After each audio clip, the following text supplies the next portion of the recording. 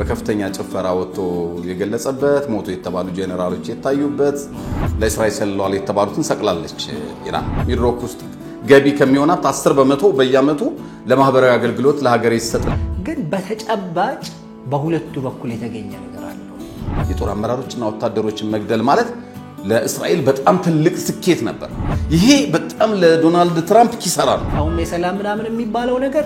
እንትን ነው ምንድነው ጊዜ መግዣ ነው እንጂ በራሱ የሆነ መፍትሄ መጥቷል ምንነው አይመስልኝ ከዚህ በኋላ ኢራን የቆሰለ አንበሳ ናት ነገር ግን እስራኤል በዚህ ደረጃም ተደፍራ አታውቅም አሁን እኮ በተመታችበት ልክ የመጣት የለም እና ኳታር ላይ ከ10,000 በላይ ወታደር አላት በቀጥታ ሳትነግር ብትመታ በሺ የሚቆጠሩ ወታደር ልትጨርስ ትችል ነበር ስለዚህ ጦርነቱን መልሰው የሚደጉማት እነማን ናቸው ራሳቸው አውሮፓውያን የሚዋጓት ማን ናቸው አውሮፓውያን ዓለም ይኖራል ብሎ የማያምነው የማይጠብቀው መሳሪያ አለን ድል አድርገናል ይያሉ ነበርና ድሉ የማን ነው በዚህ ጦርነት በሰዓታት ውስጥ እኮ ፈርሶ እንደገና መተኳኳስ ጀምረው ነበር ሞሳድ ቁጭ ብሎ እንደ ፊልም ነበር የሚያያቸው የሂዝቦላህ እንትኖች መሪዎቹም በሙሉ ራሳቸው እየደጎሙ ነው ሩሲያን የሚዋጉት ማለት ነውና በየቀኑ በመቶ የሚቆጠሩ የጦር አውሮፕላኖች የደበደቧት ኢራን በየቀኑ ግን አዳዲስ ሚሳኤል ታስወነጭፍ ነበር በብዙ መንገድ አትተርፍም እስራኤል ልተኛ ትችልም እንዲያውም አሁን ይበስባታል ሞቶ የተባሉ ጄኔራሎች ጭራሽ ህዝቡ መሃል ገብተው ሲጨፍሩ ታይተዋል ከዛሬው በላይ ምን አይነት አጥፊ ቦምቦችን መስራት እንዳለባት ጭምር እየተረዳች ነው ያለችው እነ ሩሲያ ከጦርነቱ በኋላ ደግሞ ለኢራን ኑክሌር የሚሰጣት ሀገር አለ ብለው በግልጽ ጭምር ተናግረዋል እስራኤል ኢራን ኑክሌር ስትታጠቅ ያያየች ዝም ልትል አትችልም ስለዚህ ሩሲያ ትንሽ ነዳጅ አቅርባ ግን 3-4 እጥፍ ነው ስታስገባይ ነበር ግን ለእስራኤል በጣም ትልቅ መልእክት ነው በጠላትሽ ልክ ተዘጋጂ ከተደገመ ግን የማያዳግም እርምጃ እንወስዳለን እንኳን ለእስራኤል ለምናምን ቀርቶ ለዓለም ታስፈራለች ተብሎ ነው የሚታሰበው አሁን የኢራንን ጉዳይ ስንመለከት ለእስራኤል ከባድ ስጋት ነች አሁን ይሄ ቦምብ ይሄን ያህል ጉዳት አላደረሰም ማለት እኮ ከዚህ በኋላ ከኑክሌር ውጭ አሜሪካ የምታስፈራራው ዓለም የለም ማለት ነው ሰላም ዲኤምሲ ሪል ስቴት እስከ 2 ሚሊዮን ብር ጥማሽ ያደረደባቸውን የመጨረሻውን የዲያስፖራ ብሎክ አፓርትመንቶች ሽያጭ ላይ መሆኑ ይታወቃል አፓርትመንቶቹም በለቡ በብራታይ ለፊላ ቤት ዲዛይን የተሰሩ እጅግ መላክ እይታ ያላቸው ሲሆኑ ደርሰመን ፕሬዘንት ቅድመ ክፍያ ብቻ እንሆ ያለን ነው ባለ 1 መኝታ ከ72 ካሬ ጀምሮ ባለ 2 መኝታ ከ105 ካሬ ጀምሮ ባለ 3 መኝታ ከ145 ካሬ ጀምሮ ማግኘት ይችላሉ በተጨማሪ 60% የባንክ ብድር ለሁሉም ቤቶች አመቻችተናል እነዚህን በከተማው ተፈላጊ የሆኑ ቤቶች ሽያጭ ሊጠናቀቁ ወሰን ቤቶች ብቻ ስለቀሩን ፈጥኖ ቤቱን የግሉ ያድርጉ ቀጠሮ ለመያዝ አሁኑኑ ከታች ባለው ስልክ ይደውሉ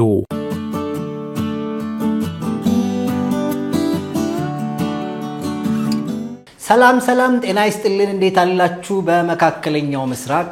እንዲሁም ደግሞ አሜሪካንን ጨምሮ ሰላም ሰፍኗል እየተባለ ነው አንጻራዊ ነው ምክንያቱም ሰላሙ ሰፈነ ከተባለ የተሰሙ በርካታ ጉዳዮች አሉ እስራኤልም አሜሪካንን ባለመስማቷ እንግዲህ ብሎ ትራምፕ አስጠንቅቀዋታል ምክንያቱም ከሰላም ስምምነቱ መነሻ ሐሳብ በኋላ እስራኤልም ጥቃት ፈጽማለች ከዛ ባሻገር ደግሞ ኢራንም ምላሽ ሰጥታለች እሱ ብቻ አይደለም በኢራን በኩል ሞተዋል ሲባሉ የነበሩት አንድ ከፍተኛ ባለስልጣን አለው ብለዋል ሰልፍ ላይ በጣም አስቂኙ ደግሞ ብዙ ምንነጋገርበት ይጠቅመናል ብለን ያሰብነው አንደኛው ሌላኛው ሐሳብ ሁለቱም በራሳቸው ሰዓት አቆጣጠር ምሽት 12 ሰዓት ላይ ድል አድርገናል ይያሉ ነበርና ድሉ የማን ነው በዚህ ጦርነት ብለን እስቲ ሆኖ ሐሳቦች እናነሳለን ከዛ ባሻገር ደግሞ ትራምፕ ከዚህ በኋላ በቃ የኒኩለር ጉዳይ አከተመለት ቢሉም የኢራን መሪዎች ግን ይሄንን ነገር በጭራሽ አባብሰን እንቀጥላለን የሚል ሐሳብም አንስተዋል እነዚህና ሌሎች ጉዳዮችን እናነሳላችኋለን እንደተለመደው ከብሬ ጋር ነን ያለነው አብራችሁ እንድትቆዩ ነው በአክብሮትም በጋብዘው ብሬ የትኛው ድል ላይ ተገኘ እንግዲህ ያው ማለት ያው በጦርነት ውስጥ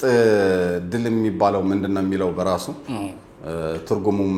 ያው በጣም አስቸጋሪ ነው የሚሆነው ማለት ተገዳድለህ አውድመህ አንተ ሞድሞብህ ነው የምትገናኘው አንዳንዴ በበቃኝ ሁለቱም በበቃኝ ሁለቱም ኃይሎች በቃ እዚህ ጋር ብለህ አንዳንዴ ደግሞ አንዱ አሸናፊ ሆኖ አንዱ እጅ ሰጥቶ ሊቆም ይችላል የተለያዩ ምክንያቶች ሊኖሩ ይችላል ጦርነቶች የሚቆምበት ምክንያትና ነገር ግን አሸናፊ የሚባል ኃይል አለ ወይ የሚለው ብዙ ጊዜ ያወዛግባል በራሱ ሐሳቡ ምክንያቱም ጦርነት ውድመት ነው የሚያስከትለው እልቂት ነው የሚያስከትለውና ለምሳሌ ያህል የሁለተኛው የዓለም ጦርነት ብናየው ያ ሁሉ ወደ 70-80 ሚሊዮን ህዝብ አልቆ የጀርመንም እንደዛ ያ ሁሉ እብሪት ተንፍሶ እና ሂትለር ምናምን ስቲል እኮ ጥርጣሬ አለ እኮ ሂትለር አልሞተም ተብሎ እንደሚነገር ታውቃለህ ማለት ገብቶ የሆነ ጉድጓድ ውስጥ ራሱ እንዳጠፋ ነው በቦምብ የሚነገረው እንጂ አስክሬኑ ምንም አልተገኘም ከዚህ አንፃር ለምሳሌ እሱ ወይ ተይዞ በፍርድ እንትን ተብሎ ቢሆን የዛ ጦርነት ጠንሳሽና እንትን የሆነው ሰው እንትን ተብሏል ስለዚህ በቃ ፍትህ ተገኝቷል ብለህ ልትል ትችል ይሆናል በርግጥ እስራኤሎች የገደሏቸውን በሙሉ ያደኑ ያኔ እንትን ያሏቸውን በዓለም አደባባይ በፍርድ እንዲቀጡ አድርገዋል የተወሰኑትም ሌሎችም እንዲቀጡ የሆነበት ሁኔታ አለና ግን ድሉ የማን ነው አሁን ትልቁ ነገር ብዙ የሚፈርሱ ነገሮች አሉ የሚፈርሱ በየሰው ልጅ በአመታት ምናባት በመቶ አመታት በሺህ አመታት የሰራቸው ነገሮች ሁሉ እንደ ቀልድ ይወድማሉ ይጠፋሉ ከዚያ በኋላ አሁን የሆነ ነገር ቢሆን ማን አሸነፈ ይባላል አሁን ዝም ብለን ሱዳንን ብናይ ለምሳሌ ጎረቤት ሀገር በሺህ ዘመናት የገነባቸው ቅርሶቿ ሳይቀር ይሄ ካርቱም ውስጥ ያለ እንትን ልክ የሌላ ሀገር የሚያወድሙ ነው የሚመስሉት በርስ ጦርነቱ ወድሟል እና በጣም በሚያሳዝን መልኩ ነው እየወደመች ያለችው ሱዳን አሁን እንበል ወይ አልቡርሃን ተሸንፎ ወይ ሄሚቲ ቢመጣ ወይ ሄሚቲ ተሸንፎ አልቡርሃን ቢመጣ ማን ነው አሸናፊ ነኝ የሚለው ምክንያቱም ሁለቱም ሀገራቸውን ነው ያወደሙትና በጦርነት ውስጥ አሸናፊና ተሸናፊ አስቸጋይ ነው ግን በሁለቱም በኩል ግን ትናንት ሲገለጽ ነበር በሰላማዊ ሰልፍ ሲገለጽ ነበር እንደገና ደጋፊ የሚባሉት ለምሳሌ እስራኤል ደጋፊ አሜሪካም ያው አስቆመናል ኢራንን የኑክሌር ከዚህ በኋላ ታስበውም በሚል ያሸናፊነት አይነት እንትን ተናግረዋል በኢራን በኩል ደግሞ በቀሉ ነገር ዝግጁ መልሰው ቀጥሏል ምንም የተፈጠረ ነገር የለም የሚልና እንዲያውም ህዝቡ በከፍተኛ ጭፈራ ወጥቶ የገለጸበት ሞቶ የተባሉ ጄኔራሎች የታዩበት እና የተለያዩ ነገሮች የታየበትና እነ ፓኪስታንን ጨምሮ የተለያዩ ሀገራትም የኢራኖች ጀግንነት አስደንቆናል ብለው አስተያየት እንዲሰጡ ያደረገበት እነ ሩሲያ ከጦርነቱ በኋላ ደግሞ ለኢራን ኑክሌር የሚሰጣት ሀገር አለ ብለው በግልጽ ጭምር ተናግረው ዓለምን ያስደነገጡበት ምናምን ነገር ነው እንግዲህ ያየነው ከእንትኑ በኋላ ከዚያ በኋላም ቢሆን እንግዲህ ከ6 ቀኑ ጦርነት የእስራኤል አረብ ጦርነት በኋላ የ12ቱ ሌላው ጦርነት ሆኖ በታሪክ የሚመዘገቡናል ግን ይቆያል ይሄ የሚለው ራሱ የሰላም ስምምነት ዋጋም ያስከፍላል የሰላም ስምምነትም ዋጋ ያስከፍላል በነገራችን ላይ እንደምታውቀው የአረብ እስራኤል ስምምነት እኮ የእስራኤሉን መሪ ህይወት ነጥቋል የነ ጆን ኤፍ ኬኔዲ መገደልም እንደዚሁ ምናልባት በእርግጥ ጆን ኤፍ ኬኔዲ ጥቁሮችን እንትን ይቀበል ነበር ነገር ግን ከሱ ጋር ብቻ ሳይሆን ከዚሁ ስምምነት ጋር የተያያዙ ነገሮች አሉት የሞተበት ምክንያት ዋጋ በመሪ ደረጃ ራሱ ዋጋ ያስከፍላል የግብፁን መሪ የወቅቱን ማየት እንችላለን የተገደለው በዚህ ምክንያት ነው ሰላም ስምምነት በመፈራረሙ ከእስራኤል ጋርና አንዳንዴ ሰላም ስምምነት ስታደርግ ዋጋም ያስከፍላል በመሰረቱና ገና ነው ዋጋ ምን አይነት ዋጋ ያስከፍላል የሚለውም ገና ነው እንደገና ጸንቶ ይቆያል የሚለውም በሰዓታት ውስጥ እኮ ፈርሶ እንደገና መተካከስ ጀምረው ነበር በኋላ ዶናልድ ትራምፕ ማምሻው ላይ ኃይለኛ በቁጣ የታዘለ ማስጠንቀቂያ ሰጡ በተለይ ለእስራኤል ሰጡና የአየር ኃይል አባላት ቶሎ ባስቸኳይ ወደ ቤታቸው እንዲመለሱ አድርግ ብለው ተዛዝ ሰጥተው ነው እንትን ያለው ስለዚህ ለጊዜው ሊሆን ይችላል ብዬ ነው ምክንያቱም ምንድነው የሚለው በደንብ እናብራራዋለንና እንደዚህ አይነት ነገሮች አሉ ዛሬ ማለዳ ላይ ከ3 በላይ የሚሆኑ ኢራናውያን ከሰሞኑ የእስራኤል ግጭት ጋር ተያይዞ ለእስራኤል ሰለላሁ የተባሉትን ሰቅላለች ኢራን እና እነዚህና ተያያዥ ጉዳዮች እናነሳለን ከሩሲያ ጋር ተያይዞ የሚወጣ አንድ መረጃ አለ እና ከሩሲያና ዩክሬን ጋር ተያይዞ ደግሞ ከጦርነቱ በኋላ እንዲያውም እነዚህ የሚፈጠሩ ጦርነቶች ሩሲያን እየጠቀሟት እንደሆነ እየተነገረ ነው ያለው እንደምታውቀው ወደ 7% የሚሆን ነዳጅ ሽያጯ ነው የሩሲያን ኢኮኖሚ የሚገነባው 973 ቢሊዮን ዶላር በዚህ በ3 አመቱ ጦርነት ውስጥ ማግኘቷ እየተነገረ ነው ያለውና ይሄ በሌላው በሰላሙ ጊዜ ከምታገኘው 3 እጥፍ ነው የተባለው አንደኛ ነዳጅ በውድ ነው በብላክ ማርኬት ነው የሚሸጠው አውሮፓውያን አንገዛም ከሰው ነው መልሰው ከሰው ነው የሚገዙት በቱርክ በኩል በተለያዩ ከህንድ ሁሉ ይገዛሉና ህንድ ግን የህንድ ነጋዴዎች ግን የሚወስዱት ከሩሲያ ነውና ብላክ ማርኬት ላይ መልሰው የሩሲያ ነዳጅ በ2 እጥፍ በ3 እጥፍ ይገዛሉ አውሮፓውያን እና እንዲያውም የበለጠ ትንሽ ነዳጅ ሸጣ ብዙ ገቢ ነው ያገኘችው አጠቃላይ አውሮፓና አሜሪካ ተባብረው ለዩክሬን ከሰጡት ገንዘብም ይበልጣል ሩሲያ ያገኘችው ድጋፍና አስደንጋጩ ነው አሁን የሪፖርት መታወቁና ራሳቸው እየደጎሙ ነው ሩሲያን የሚዋጉት ማለት ነውና ይሄንንም ጉዳይ የምናየው ነው ቢሆንም በዚህ መሃል ኔቶ በፍጹም ዩክሬንን አንቷትም ከሩሲያ ጋር ያለንም ትግልም ውጊያም ይቀጥላል የሚልና በሩሲያን በኩል ኔቶ ላይ መዛዛቱ ቀጥሏል እነዚህን ጉዳዮች በአጠቃላይ በድምሩ እናነሳለን እንግዲህ ከዚህ በኋላ ውድ ቤተሰቦች አልፎ አልፎ ሀገራዊ ጉዳዮችንም ጣል ያደረግን እንሄዳለን ያው የፖለቲካ ጉዳይ እናነሳም እንጂ ማህበራዊና ኢኮኖሚያዊ ጉዳዮች ላይ ከዚህ በፊት የምናደርገው ስለነበረ አልፎ አልፎ አንዳንድ ጉዳዮች የመረጥን ስኬታማ የሆኑ ተቋማትን እያነሳን ለሀገር በተለይ የሚጠቅሙ ተቋማትን የነሱን ስራ ፕሮሞት እንደማድረግ ማለት አንሞግትም ብዙ ምን ታገላቸው አይደለም ግን ምንድነው እየሰሩ ያሉት የሚሉትን አልፎ አልፎ እናነሳለን። ይሄ እንደ ሀገር የሚገነቡ ተቋማት እኛም ሀገር መንገነባንን በሚዲያው ዘርፍና የምናነሳው አንዱ የሚድሮክን እንቅስቃሴ በስሱ ዛሬ እናነሳለን። አቶ ጀማል የሚድሮክ ኢንቨስትመንት ግሩፕም ዋና ስራ አስፈጻሚ በአፍሪካ ምርጥ መሪ በሚል በአንድ ሳምንት 2 ሽልማት ዓለም አቀፍ ሽልማት ተጎናጽፈዋል። ኢትዮጵያዊ ስለሆኑ እኛ ደስ ይለናል። ኢትዮጵያዊ ሚዲያ ስለሆነ አንድ ኢትዮጵያዊ ሳይንቲስት ምርጥ ሳይንቲስት ተብሎ ሲሸለም በተለያየ ዓለም አቀፍ ሽልማት ላይ በሚሸለም ጊዜ ኩራቱም ደስታውም የኢትዮጵያውያን ነው። አጠቃላይ የሚድሮክ ብቻ ሳይሆን እንደገና ሚድሮክ ደግሞ ከመንግስት ቀጥሎ ሁለተኛ ኢትዮጵያ ውስጥ ከ80 ሺህ በላይ ሰራተኛ የሚቀጥር ግዙፍ በመቶ ቢሊዮኖች ገንዘብ የሚያንቀሳቅስ ትልቅ ግዙፍ ተቋም ነው። አላሙዲንም ሼክ መሐመድ አላሙዲን ከሚያገኙት ሀብት ከሁሉም ሚድሮክ ውስጥ ገቢ ከሚሆናት 10% በየአመቱ ለማህበራዊ አገልግሎት ለሀገር ይሰጥልኝ ብለው ወስነው ይሄ በደንብ ህግ ወጥቶለት በሚድሮክ በኩል የተፈጸመ ስላለ ስለዚህ አይነት ተቋሞች እየመረጥን የምናወራ ይሆናል። ዛሬ የመጀመሪያው አንዱ ስለሚድሮክም እናወራለን መጨረሻ ላይ ማለት ነው። እንግዲህ ከድል ጋር ተያይዞ እንግዲህ ቅድም መነሻችን ላይ እንዳለው ሁለቱም እንግዲህ ያሸንፈናል በእስራኤልም በኩል በኢራንም በኩል እንግዲህ የምንፈልገውን አሳክተናል እያሉ ነውና ምንድነው ያሳኩት ማለት ምንድን ነበር እንደፈለጉት? አሁን አንዱ ችግሩ ምንድነው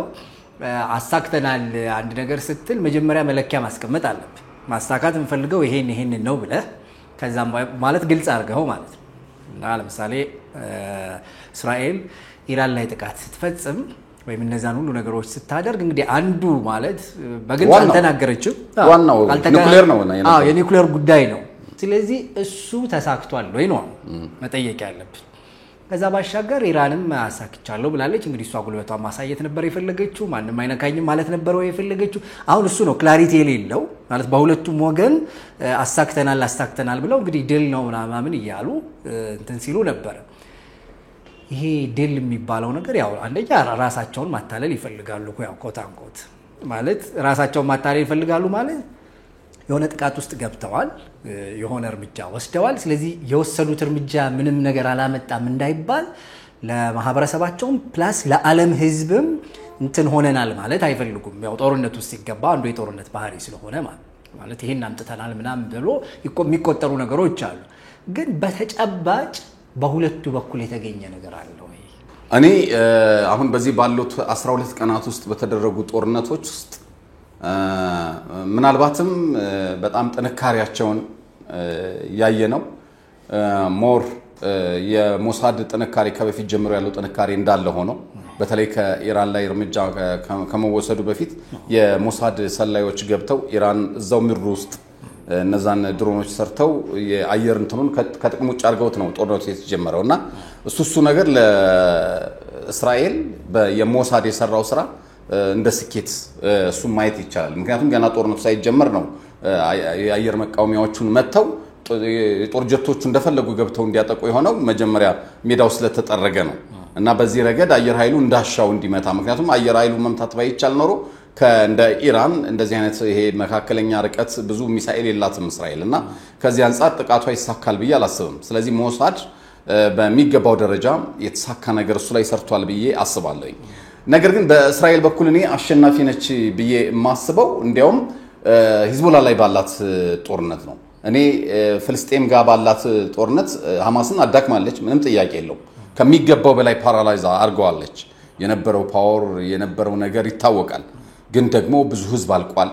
ጋዛ ፈራርሳለች በጣም እና ብዙ አሰቃቂ ነገሮች ተፈጽመዋል። ብዙ ቤተክርስቲያኖች፣ መስጊዶች ብዙ ነገር ነው የወደመው።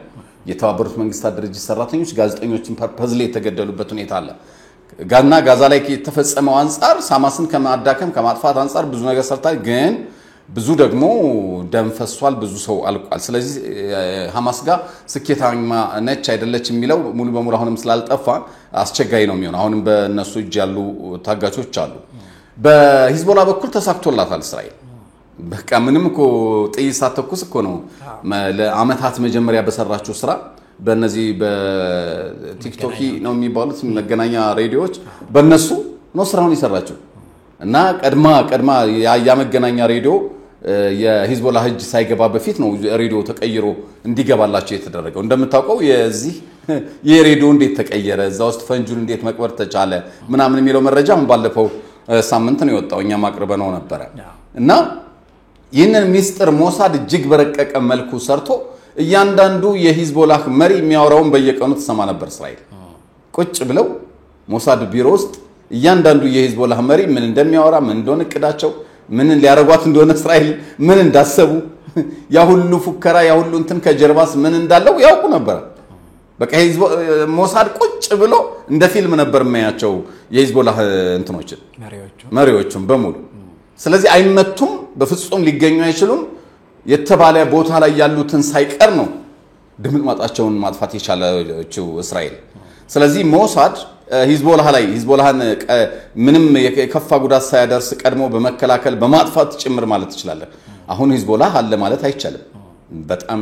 ከሺባም በላይ አድርጋ ነው አሽመድምዳ የጣለችው ምክንያቱም ከኢራን ቀጥሎ ነው የሚባለው እኮ መካከለኛው ምስራቅ ላይ በመቶ ሺህ ሚሳኤል የታጠቀ ነው የሚባለው ሲገለጽ የነበረውን ነገር ታስታውሳለህ በቃ እኮ እስራኤል እኮ አሁን ያልቀላታል በቃ ምክንያቱም ሂዝቦላ በመቶ ሺህ ሚሳኤል ነው የታጠቃቸው ሚሳኤሎች በፍጹም እስራኤል ማትመክታቸው ናቸው እና ሃይፐርሶኒክ ሚሳኤሎችን በብዛት ታጥቋል ኢቭን ከሰሜን ኮሪያ አርፒጂ የሚባሉትን በብዛት ታጥቋል አርፒጂ እና ሌሎችም ሚሳኤሎችን የሰሜን ኮሪያን ሳይቀር ታጥቋል ብዙ ነገር ነው ሲባል የነበረው አስፈሪነቱ የሂዝቦላ ሲገለጽ የነበረበት አስፈሪነትን እንደ ኢራን እንኳን አስፈሪ ተደርጎ አልተገለጸም ኑክሌር ከመታጠቅ ኢራን የምታደርገው እንቅስቃሴ እሱን ከማንሳቱ ውጪ እንደ ሂዝቦላ አስፈሪ ተደርጎ የተገለጸ ኃይል የለም ነበር በሚደንቅ ሁኔታ እስራኤል ሞሳድ በሰራው በጣም የሚገርም ስራ ገና ጦርነቱ ሳይጀመር ነው እንግዲህ በአንድ ቀን በተመሳሳይ ሰዓት በሁለት ዙር እንዲፈነዳ በተደረገ ፈንጂ ራሳቸው በያዙት ሞባይል እየፈነዳ ግማሹ ሞተ ግማሹ ላይ ያዘው እዚህ ልቡ ላይ እየፈነዳ ይሞታል ጆሮው ይፈነዳል በገበያ ውስጥ በየቦታው አምባሳደር እዛ ያሉ ኢራን ያሉ አምባሳደር ምናምን የሆነ ሳይቀሩ ምን ያህል በዚህ በረቀቀ ደረጃ በቃ በአጠቃላይ ይሄ መሐከል ላይ ያለውና እስከ ላይ ድረስ ያሉ ጄኔራሎች ኮሎኔሎች ምናምኖች ሳይቀሩ የሂዝቦላህን መሪ በሙሉ አጠፋቻቸው ወደ 6000 በአንድ ጊዜ የኛል የጦር መሪ መግደል ማለት የጦር አመራሮችና ወታደሮችን መግደል ማለት ለእስራኤል በጣም ትልቅ ስኬት ነበር በቃ ምንም ማንንም የማያምነው ዓለም ሁሉ ጉድ ያለበት ነው ሁሉም የደነገጠበት ነው በነገራችን ላይ ጠላቶቿ ብቻ ሳይሆኑ ወዳጆቿም ምን ያስማት ነው የሆነባቸው የእስራኤል ስራ እንደምታውቀው እሱ ላይ ባለድል ናት እስራኤል ሂዝቦላህን በማጥፋት በማውደም በማጥቃት ረገድ በጣም ስኬታማ ሆነዋል ከዚያ በኋላ እኮ ራሱ የሊባኖስ መንግስት ሂዝቦላህን አንፈልግም ከዚህ በኋላ ነው ያለው አይደል ከዚህ በኋላ የሚያሳስበን እስራኤል ጉዳይ ነው ያለው እንድናያቸው አንፈልግም አዎ ኢቭን በፓርላማ የተወከሉትን እኮ እንድናያው አንፈልግም ሁሉ እስከማለት ደርሰዋል በቃ አንፈልግም እኛ ከእስራኤል ጋር ሰላም ነው የምንፈልገው እንዲሉ ሁሉ ሪዮታ ለማቸውን ጭምር እንዲቀይሩና የሊባኖስ ነዋሪው የሊባኖሳውያን በሙሉ እውነት ለመናገር አሁን ላይ ለሂዝቦላህ ያላቸው እንትን ምንም ሊያስጨርሰን እንጂ ምንም አይጠቅመንም አይነት አቋም እንዲይዙ አድርገዋል ይሄን በመስራት ረገድ እስራኤል ተሳክቶላታል በሂዝቦላህ ረገድ ያለም የሚያየው ነው እኛ ለማንኛውም ወገን የምንወግን ሰዎች አይደለንም ከምናየው አንፃር ካየነው በተግባር ካየነው አንፃር ከዚያ በኋላ ሽባ አድርጋ ነው ያስቀመጠችው ሂዝቦላህን ስለዚህ በዚህ ረገድ ተሳክቶላታል በሐማስ በኩል እንዳልነው ነው በጣም ብዙ ህዝብ አልቋል ብዙ ችግር አለ ብዙ ነገር ወደ ኢራን ስንመጣ ተካሄደ ጦርነቱ የተካሄደው ያው በእስራኤል አየር ኃይልና በኢራን የርቀት ሚሳኤል ነው እንግዲህ ኢራን ተንተነች እርምጃ የሚወሰድባትና አጥቂዋ እስራኤል ነች መነሻው የኑክሌር ጦር መሳሪያ አለ ኑክሌር ታጥቃል ዓለም ስጋት ነች ለኔም ታጠፋይ ነው በፍጥነት እንትን ካላደረኩ በፍጥነት ካልመታው ትታጠቃለች ነው እንግዲህ ኑክሌር ከታጠቅ በኋላ ለመምታት አስቸጋይ ነው የሚሆነው ከታጠቅ በኋላ ተከባብረ ነው የምንኖረው ልክ እንደ ሰሜን ኮሪያ እና ምክንያቱ እሱ ነበር የኑክሌር ጉዳይ ነበር ምክንያቱ ተካሄደ ምናምን እና እኛም በሚገርመን ፍጥነት ነበር ጦርነቱ በጣም አውዳሚ ነበር ኃይለኛ ነበር የኢራን ጉዳይ ሲገርመን ነበር በየቀኑ አዳዲስ ሚሳኤሎች እንትን ታደርጋለች ያ ሁሉ ነገር ተመቶባት ምንም አይነት የአየር መከላከያ ሳይኖራት በየቀኑ በመቶ የሚቆጠሩ የጦር አውሮፕላኖች የደበደቧት ኢራን በየቀኑ ግን አዳዲስ ሚሳኤል ታስወነጭፍ ነበር በየቀኑ እስራኤል ምንም እንዳትመክተው ያደረገች የምታወድመው ነገር ብዙ ነበር ደግነቱ እስራኤል ለረጅም ጊዜ ያው ጠላቶች አሉ ይብላ በማሰብ ከምድር በታች ሙሉ ህዝቧን መደበቅ የሚያስችል ባንከር በመስራቷ ምክንያት ልክ ወደ እስራኤል ገና እየመጡ ያሉ ሚሳኤሎቹ ህዝቧን እንዲደበቁ ያደረገች ህዝቧን ማትረፍ ትችላለች የከፋ ጉዳት ሳይደርስ ምክንያቱም በድምሩ እስከ 28 እስከ 30 ሰው ገደማ ብቻ ነው የሞተባት እንጂ እንደወረደው ፈንጅ እንዳደረሰው ጉዳት ነው በጣም ብዙ ሺህ እስራኤላውያን ሊያልቁ ይችሉ ነበር ስለዚህ ከዚህ አንፃር ያንን ዋነኛው የጦርነቱ መነሻ ምክንያት ኑክሌር ጦር መሳሪያ ያላት ኢራን ይሄንን እናውድማለን ነው የነበረው ነገር ከዚያ በኋላ ያው ቅዳሜ ዕለት የአሜሪካው ግዙፉ ቦምብ ተጣለ ይሄ በቃ ሁሉ ነገር ያወድማል የተባለው ስንት የተባለለት መቼም የነበረውን ወሬ የነበረውን ነገር የቦምብ በርግጥ ይጣላል ወይ አይጣልም ወይ ያወድማል ወይ አያወድምም ወይ በምን ያህል መጠን በምናምን ተብሎ ብዙ ነገር ተባለ ምናልባትም አሜሪካ እኮ ከሁለተኛ ዓለም ጦርነት በኋላ ምናልባት ምድራችን ይዞ ይጠፋል ተብሎ የሚታሰበው ሶስተኛ ዓለም ጦርነት የከፋው ጦርነት ይደረግበታል ተብሎ የሚታሰብ ነውና የሰው ልጅ አለኝ የሚለውን ቴክኖሎጂ በሙሉ ይጠቀማል ተብሎ የሚታሰብ ነውና ለሱ ጦርነት ያስቀመጠችው ቢ2 እና ቢ52 የጦር ጀቶችን የጦር አውሮፕላን ግዙፍ ናቸው ስራቸው ቦምብ መጣል ብቻ ነው ሌላ ምንም ስራ የላቸውም እና እነሱን 37 ሰዓት አየር ተጉዘው እነሱም እንትኖች ቦምበሮች ተጠቅማ ጭምር ነው ጥቃቱን ያደረገችው እና ከጥቃቱ በኋላ ሲሰጡ የነበሩ መግለጫዎች ነበሩ በእስራኤልም በአሜሪካም በኩል አዲዮስ የኢራን የኑክሌር ጉዳይ አከተመ ተብሎ ነበር አዎ ከዚህ በኋላ ህልም ነው ራሱ አታልመው ነው እኮ የተባለው እኮ ኢራን የኑክሌር የጦር መሳሪያ መስራትም ሆነ ኑክሌር ልማት የሚባል በአጠቃላይ አታነሳውም እርም ነው ልክ ለምሳሌ ምንም እንኳን በሰላማዊ መንገድ ቢሆንም ለምሳሌ ሊቢያ የኑክሌር ጉዳይ ጀምራ በተደረጉ ስምምነቶች ተታለች ሶሪያም እንዲሁ የባዮሎጂካል መሳሪያዎችን ኬሚካል ጦር መሳሪያዎችን ለማምረት ሁሉም ነገር ኖሯት እየሰራች ያለ ነገር ግን በራሻ አገፋፊነት በተደረጉ ስምምነቶች የነበራትን እጇ ላይ የነበረ የኑክሌርና የነዚህ ባዮሎጂካል ኬሚካል እንትኖች ንጥረ ነገሮች በሙሉ ለሩሲያ ተሰጥተዋል ሩሲያ ወስዳቸዋለች ያው በኃላፊነት የሚሰማው ሀገር ላይ ይቀመጥ በሚል ማለት ነው የዚህ ግን የኢራን ግን ያው በማውደም ነው ለማጥፋት የታሰበው ያው በስምምነት ነገሮች ስላልተቋጩ ከዚያ በኋላ የቦምብ ተጣለ ተባለ በቃ አውድመናል እንደዚህ ብለናል ተባለ ኢራንም ወዲያውኑ ጠራርገን አሁን ለቀጣይ ስራ ያዘጋጀነው ነው ብላ ነበር ከዚያ በዚህ መሃል ዛሬ ሌሊቱን ፔንታገን ከአንድ መረጃ ሾልኮ ወጣ ከፔንታገን እና የተደረገው ድብደባ ምናልባት አንድ ወር ቢበዛ 2 ወር ብቻ የሚያዘገይ ነው በርግጥ አንዳንድ ዌስተርን ሚዲያዎች ለጠጥ አርገውታል ለወራት ብለውም እንትን ብለዋል እንትኑን የመሳሪያ ግንባታውን ለወራት ያህል ቢያዘገየው ነው ምክንያቱም ዌስተርን ሚዲያ አሁን እኛ ሀገር ያለው የጋዜጠኝነት እንትን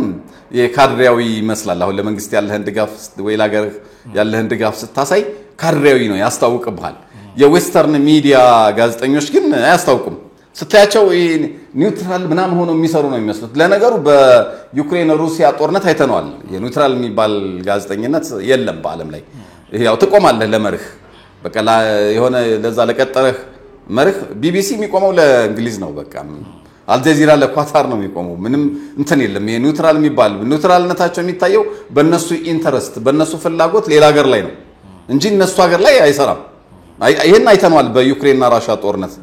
የሚነግሩን የሩሲያን ሞት ነው የዩክሬን አሸናፊነት ነበራል እና በእኛ ባላንስ ለማድረግ ሌሎች ሚዲያዎችን የተጠቀም ነበር ስንሰራ የነበረው እዛ አካባቢ እና አሁንም እነሱ ሲዘግቡ አስማት ናቸው አያስፎግሩም የዌስተርኑን የአሜሪካኑን ጥቅም ሲያስጠብቁ በግልጽ በፕሮፓጋንዳ መልክ ሳይሆን እንትን በማድረግ ነው ስለዚህ አሁን ለአንድ ወር ለሁለት ወር ነው ቢያዘገየው የሚለው ለወራት ብለው ለቢቢሲ ዘግበዋል ሌሎች ግን የአሜሪካ ሚዲያዎች ደግሞ አንድ ወር ነው ያሉት ቢበዛ 2 ወር ነው የሚያዘገየው ምንም የሚያመጣው ምንም ነገር የለም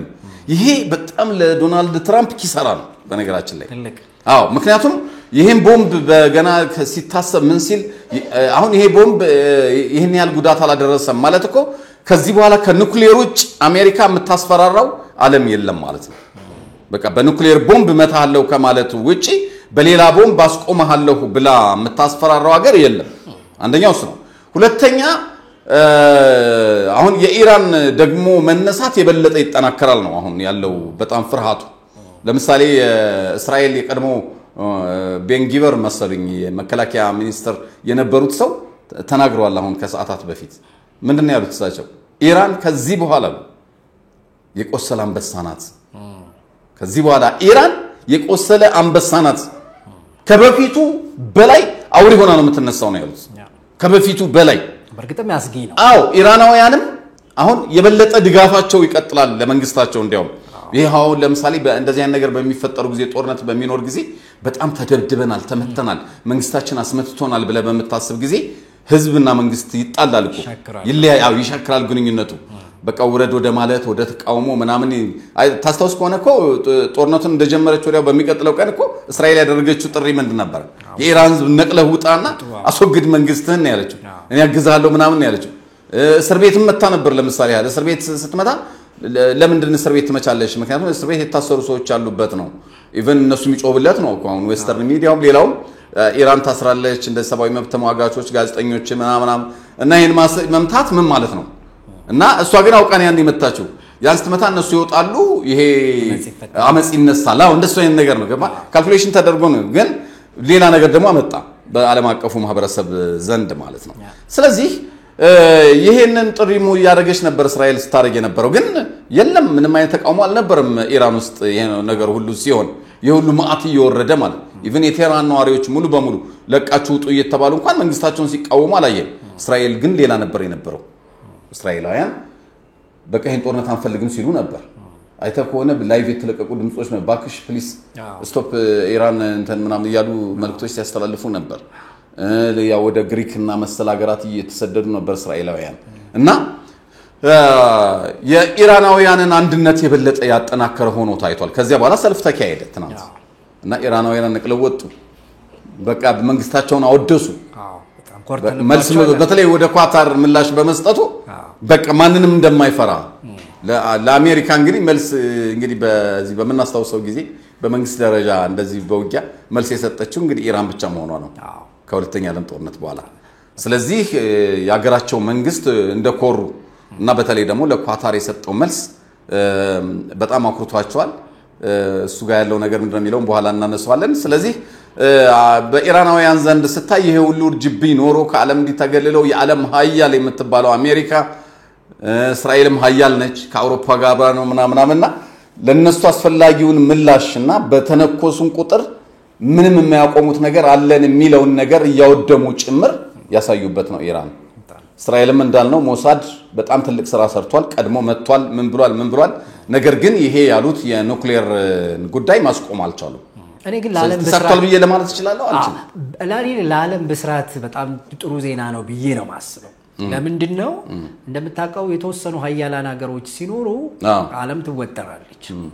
ግን በርከት ያሉ ሲሄዱ somehow ባላንስ ይሰሩልናል ማለት ለምሳሌ አሁን አሜሪካ እንደምታውቃት ፈላጭ ቆራጭ ነችና ያንንም ምናምንም ማትገባበት የለም ከዛ የሷ ባላንስ አሁን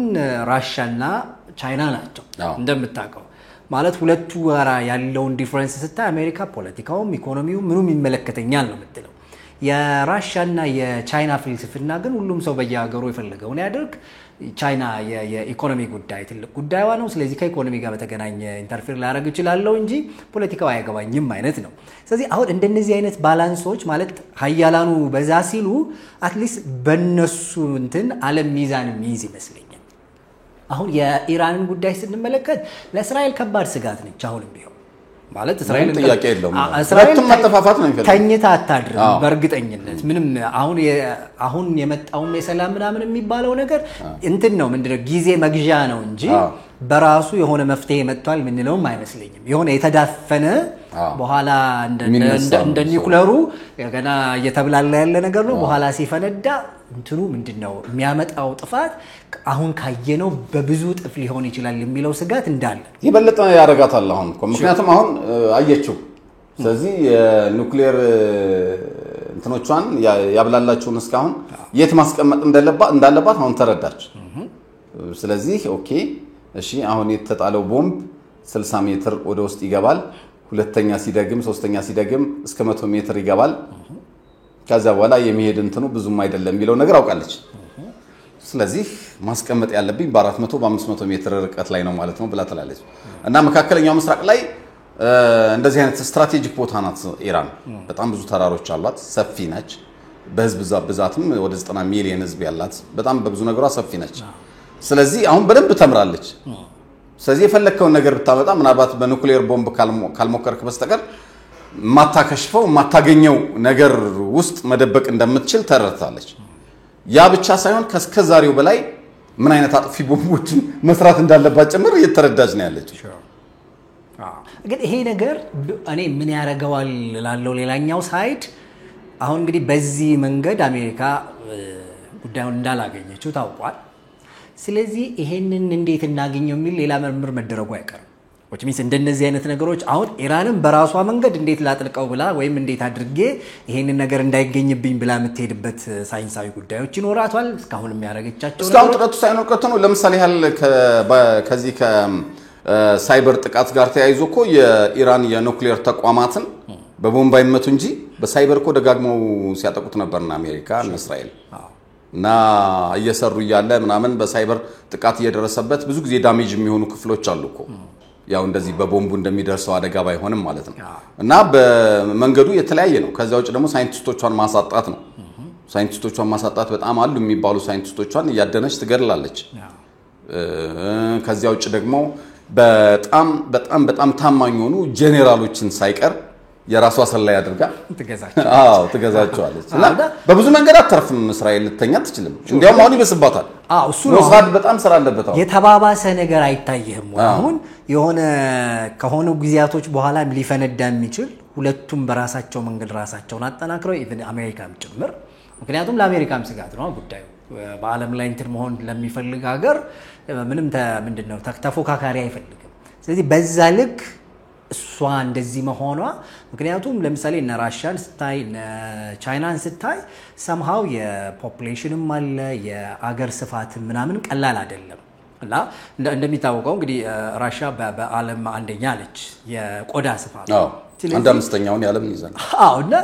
የቆዳ ስፋት ደግሞ ፖለቲካ ላይ ያለውን አስተዋጽኦ እናውቃለን። ፕላስ ሀብቱም ቀላል አይደለም ያላት። ከዛ ደግሞ ቻይናን እንላለን እና ቻይናን ስንል እዛ ውስጥ የምናገኛት አገር ነች። ስለዚህ በዚህ ልክ ያለ ሀገር somehow እንትን ለማለት ትችላለች። ግን በኢራን ልክ ያለ ሀገር ገና እንዳልከው 90 ሚሊዮን ምናምን ያላት ህዝብ ግን እንደዚህ አድቫንስ አድርጋ ተፎካካሪነት ውስጥ እንድትገባ ይፈቀዳል ወይ? አይመስልኝም። ማለት አሜሪካ አትፈልግም። ለምን ሲባል በሁለት ምክንያት፣ አንደኛ ለራሷ፣ ሁለተኛ ለእስራኤልም ጭምር ማለት። ስለዚህ አሁን እነዚህ ነገሮች የሆነ የተዳፈነ ነገር ነው እንጂ በኋላ ፈንድቶ በጣም ብዙ ጥፋት ሊያደርስ የሚችል ነገር የሆነ የተደገሰ ነገር እንደሱ ነው የሚሸተኝ። በፍጹም ይሄ ሰላም ምናምን ይባል አይኖርም። አሁን ከቀናት በኋላ መልሰን እንሰማዋለን ጦርነቱን። ምክንያቱም በጣም ኪሳራ ነው የሚሆነው በተለይ ለአሜሪካ ይብል ለእስራኤል ለራሷ የታሰበውን እንትን ሳይመታ። ነገር ግን እስራኤል በዚህ ደረጃም ተደፍራ አታውቅም። አሁን እኮ በተመታችበት ልክ የመታት የለም በፍጹም። እሷማ በዓለም ላይ አስተማማኝ የአየር መቃወሚያ የታጠቀች ሀገር ነች። የአውሮፓን በሙሉ ታጥቃለች። የራሱ አይረንዶም እና አይረንቢም እነዚህ የዳዊት ወንጭፍ የሚባሉት በጣም አስተማማኝ ናቸው። ታድ የሚባለው በዓለም ላይ ያለ የሚባል የአየር መከላከያ እሱ ሁሉ ያልመከተውን መሳሪያ እኮ ነው በየቀኑ ጉድ ስታሳይ የነበረው ኢራን። አየር ላይ ፊርማ የሚያስቀምጥ ሚሳኤል ሁሉ እየተኮሰ የነበረች ሀገር ነች። አንዱ ሆኖ ሄዶ እዛ ሲደርስ 29 30 ሆኖ የሚፈነዳ ጉድ እኮ ነው። በቃ በፍጹም የማይጠበቁ ሚሳኤሎችን ሁሉ ነው ስታፈነዳ የነበረው ኢራን። ስለዚህ ከዚህ አንፃር በከፍተኛ ደረጃ ተደፍራለች። በጣም ጥቃት ደርሶባታል እኮ እስራኤል። ባለፈው እንዳልነው አንድ ጡረተኛ የእስራኤል ኮሎኔል እኮ 1/3 የእስራኤል ክፍል ወድሟል እኮ ብለው ነው የተናገሩት። ከራሱ ከአሜሪካና ከእስራኤል የደህንነት አባላት ነው መረጃዎች እየወጡ ያሉት። ስለዚህ በዚህ ደረጃ ስታስበው ከኢራን ብቻ ሳትሆን ራሷ እስራኤልም ከቆሰለ አንበሳ በላይ ነው የሆነችው። አሁን የኢራኑ የቆሰለ አንበሳ ብለው የገለጹት የቀድሞው የእስራኤል መከላከያ አመራር ምንድነው እስራኤል አላት ተብሎ ከሚታሰበው ፓወር አንፃር በጣም ትፈራለች። በጣም ፓወር አላት በርግጥም። አሁን ግን የኢራንን ፓወር ታየ ነው። አሁን ዓለም አየ ተፎካካሪ አዲስ ፓወር አየ። አሁን ከጦርነቱ በኋላ እኮ ኢራኖች እኮ በጣም ተከብረዋል። አንተ እንትን የሆነ ቲክቶክ ላይ ማታ ላይቭ ገብቼ የሆነ ቦታ እያወራው እያለ ከዚያ ከቤሩትና ከሳውዲ የገቡ ሁለት ኢትዮጵያውያን ልጆች ነበሩ። ሴቶች ናቸው፣ የቤት ሰራተኛ ሆነው እዛ የሚኖሩ ናቸውና እነሱ ሲናገሩ በጣም ነው የደነቀኝ። በቃ እንደው እስኪ የት ነው ያላችሁት ስላቸው አንዷ ሳውዲ ነኝ አለች አንዷ እንደዚያ እስኪ እዛ አካባቢ ስላለው ነገር ንገሩ ምናምን ስላቸው በጣም ነው በቃ የገረመኝ ነገሩን ነው እዚህ ያለው በሙሉ አረብ ሀገራቱ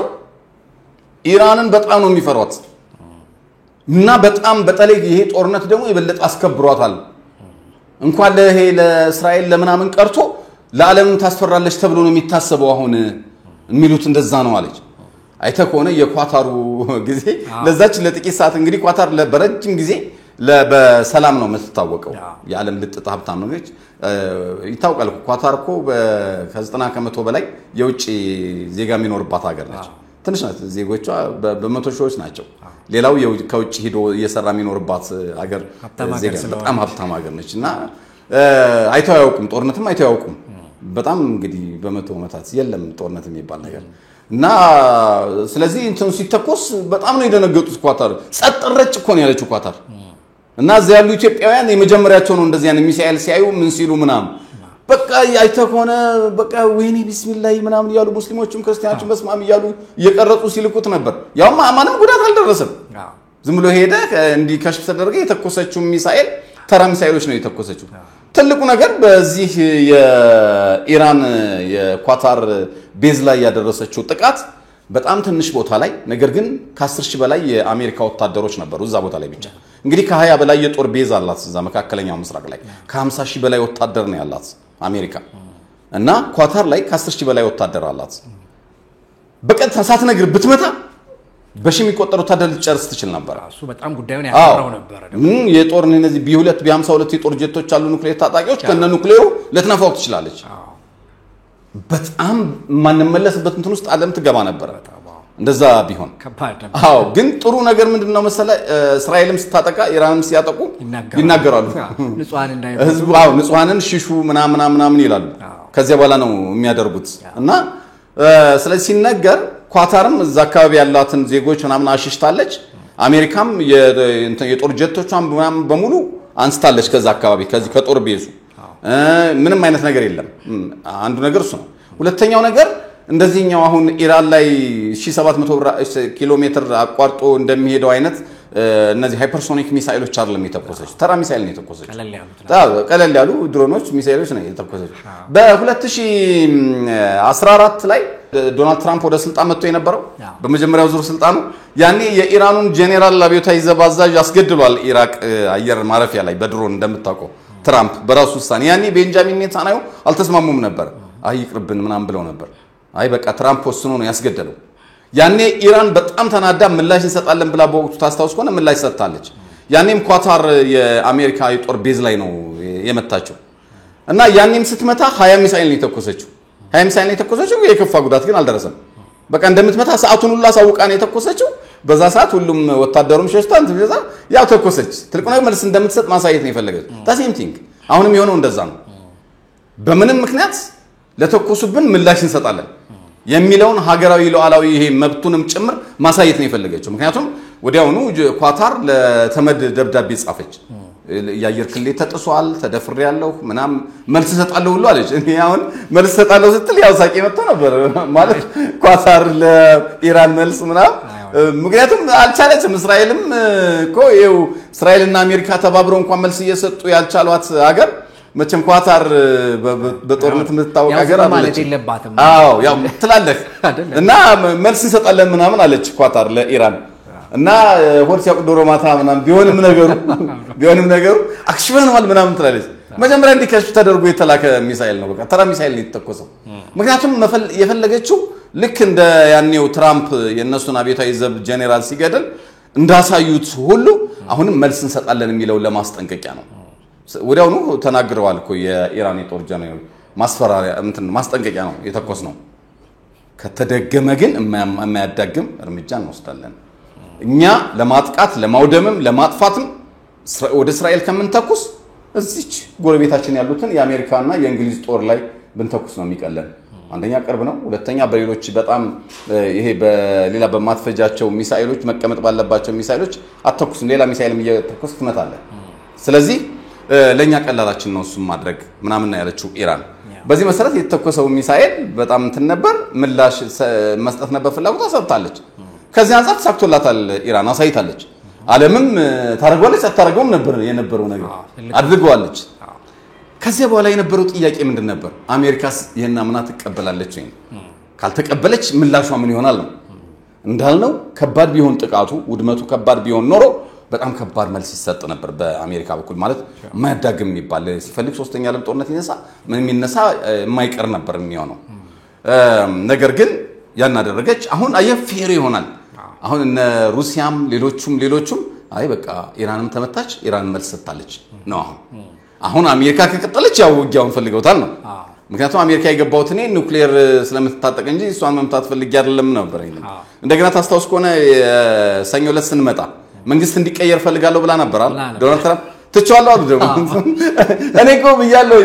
ዶናልድ ትራምፕ በጣም ሰለሜ ናቸው በቃ ይወዳሉ እንደዚህ አይነት ነገር እና አቋም የሚባል አቋም የላቸው እና የሳቸውን አቋም የአሜሪካ አቋም ነው ብለ ለመውሰድም ትቸገራለህ ዛሬ ሆነ ነገር ይሏል ነገ ደግሞ ሌላ ነገር ይላል እና እንዴ ትናንት እኮ እንደዚህ ብለው ነበር ብለ ከጠይቃቸው ማን እኔ ምናም ብለው ሊያመጡ ይችላሉ ምክንያቱም ሰኞ ዕለት ምን አሉ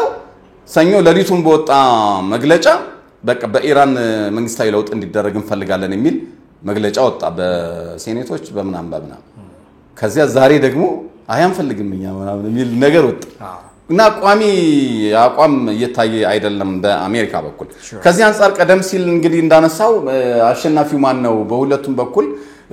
ጭፈራም አለ በህዝቡ ዘንድ በሀገራቱም በኩል መግለጫዎች ይሰጣሉ ምናምን ለሚለው እኔ ኢራን አቅሟን አሳይታለች ብዬ አስባለሁ ምክንያቱም የእስራኤል አቋም በፊት ጠንካራ የአየር ኃይል ያላት ናት ጠንካራ የአየር መቃወሚያ ያላት ናት የአውሮፓና የአሜሪካም ድጋፍ ያላት ሀገር መሆኑ ይታወቃል ስለዚህ ላትደነቅ ትችላለህ በእስራኤል የምትደነቀው በምንድነው በሞሳድ በሚሰራው ስራ ነው በጣም ነው የሚደነቁት ሞሳዶች ሂዝቦላ ላይ በጣም ባለድል ናት እስራኤል ሞሳድ በሰራው ስራ ነው ኮሽ ሳይል ጠይት ፓራላይዝ አረጉት ይሄ በጣም ጀግኖች ናቸው እሱ ላይ ተሳክቶላቸዋል ኢራን ላይ ግን አልተሳካም ዓለም እያየን ያለው እንዲያውም ኢራንን ዓለም አያት ለእስራኤልም ምን አይነት አቅም እንዳላት ለእስራኤል መልእክት ነው ለእስራኤልም በጣም ትፈራለች ከዚህ ምክንያቱም አሁን የቀር ባለፈው ሳምንት ሰኞ ትዝ ይልህ ከሆነ 10 ቀን ብቻ ነው የቀራት መዋጊያ ጥይት ተብሎ ነበር ይሄ የአየር መከላከያው የእስራኤል 10 ቀን ብቻ ነው የቀራት ማለት ኦሬዲ አልቋል ስለዚህ ከዚህ በኋላ ቀጥላለሁ ብትል እስራኤልም ከባድ ነገር ነው የሚገጥማት ራሱ አሜሪካ ገብታ ውጊያውን ካልመራች በቀር በጣም ከባድ ነገር ነው የሚገጥማት ራሱ የእስራኤሉ መከላከያ ሚኒስትር በቃ አሁን ባለ መረጃ 20,000 ሚሳኤል እጇ ላይ ያለ ኢራን ብለው ከ3 ቀን በፊት ገልጸዋል ይህ ማለት ከባድ ነበር ለእስራኤል አይሆንም ስለዚህ ሰላም ስምምነቱ በመምጣቱ ህዝቡ ማለት አጠቃላይ ሀገራቱ ሰላም ይሆናሉ ወዲያውኑ አይተኮነ ሰላማዊ እንቅስቃሴ በቴልአቪቭም በቴህራንም ተጀመረ ምናምን ህዝቡ ከተሞችን ለቆ ይወጣ የነበረው ትምህርት ቤቶች ተመልሶ ምናምን ተማለት ጀመረ ይሄ እንግዲህ ሰላም በሚሆን ጊዜ ብዙ ነገር ይመለሳል ነዳጅ ዋጋ በአንድ ጊዜ ወደ 3-4 በመቶ ዘጭ አለ ይሄ ዓለም አቀፍ የአቪዬሽን እንቅስቃሴው ተረጋጋ የዓለም አቀፍ የትራንስፖርት የባህር ትራንስፖርት አገልግሎቱ ተነቃቃ ምክንያቱም ጦርነት እንዲህ አይነት ነገር ባለበት ላይ ሁሉ ነገር ነው ቀጥ የሚለው ዓለም አቀፍ የትራንስፖርት አገልግሎት ይቆማል ማንንም ይሄ የጠለፋ ዋስትና የሚባለው ለመርከቦች ዋስትና የሚሰጥ የለም ስለዚህ ዓለም አቀፍ የትራንስፖርት እንቅስቃሴ አይኖርም ጦርነት ካለ የአየር እንቅስቃሴ የለም ይቆማል ብዙ ነገር ነው በቃ የሚታወቀው በጣም ከባድ ነው የሚሆነው ከዚህ አንፃር ነገሮች ሲረጋጉ ወዲያውኑ ብዙ ነገሮች እንደገና መልሰው የመቀየር ነገር ታይቷል ከዚህ አንፃር ያው ከሰላም ነው ዓለም ራሱ መታጠርፈውና በዚህ አትራፊ ሊሆኑ ይችላል ነገር ግን በነበረው ነገር ስናየው ውድመቱ በጣም ከፍተኛ ነው ኢራንም ላይ የደረሰው እስራኤልም ላይ የደረሰው ነገር ግን ኢራንን ደግሞ ዓለም በአዲስ ነገር አይቷታል በብዙ መንገድ ያላቸውን ጥንካሬ ምናምን ከዚያም በኋላ ለመንግስታቸው ያላቸውን ጠንካራ ነገር ሞቶ የተባሉ ጄኔራሎች ጭራሽ ህዝቡ መሃል ገብተው ሲጨፍሩ ታይተዋል ምናምን ይሄን ስታይ ሌላ ጥንካሬ ፈጥሮላታል ኢራን ብዬ ነው ማስበው እንግዲህ እስራኤል ሁለቴ እንድታስብ ያደርጋታል ምክንያቱም ከዚህ በኋላ ከዚህ ፊት እንደነበሩት አይነት ጠላቶች አይደለም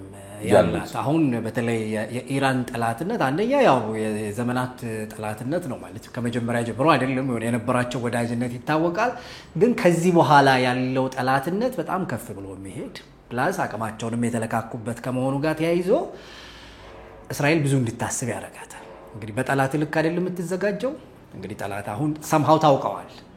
ፋርሳውያኑ ምን አይነት አቅም ላይ እንዳሉ በቴክኖሎጂ የሄዱበት ምጥቀት በጦር ኃይል ጉዳይ ላይ እንግዲህ አንድም ጦር አላሰለፉም የእግረኛ ጦር ምናምን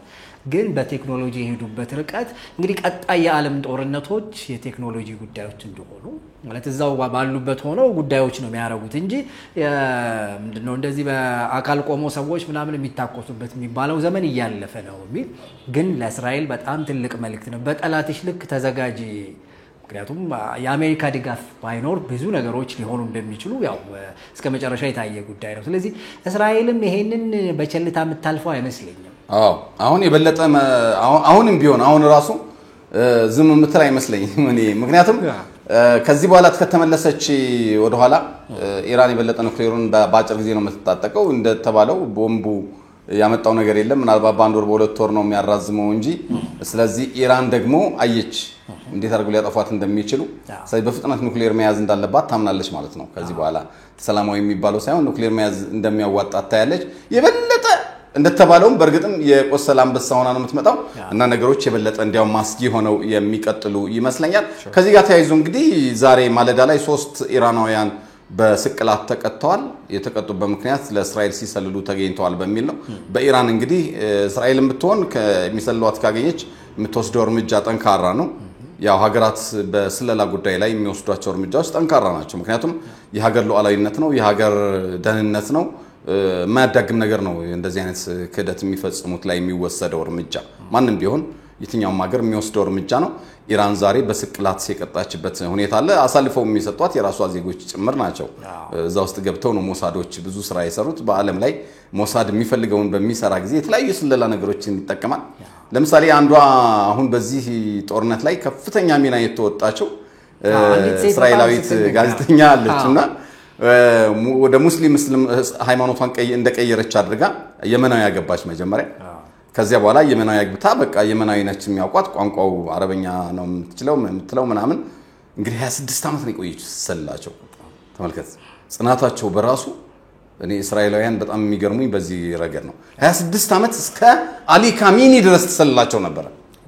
እና ልጅቱ ምንድነው ያደረገችው መጀመሪያ የመናዊ ያገባች እሱን ፈታችውና የጦል ኮሎኔል አገባች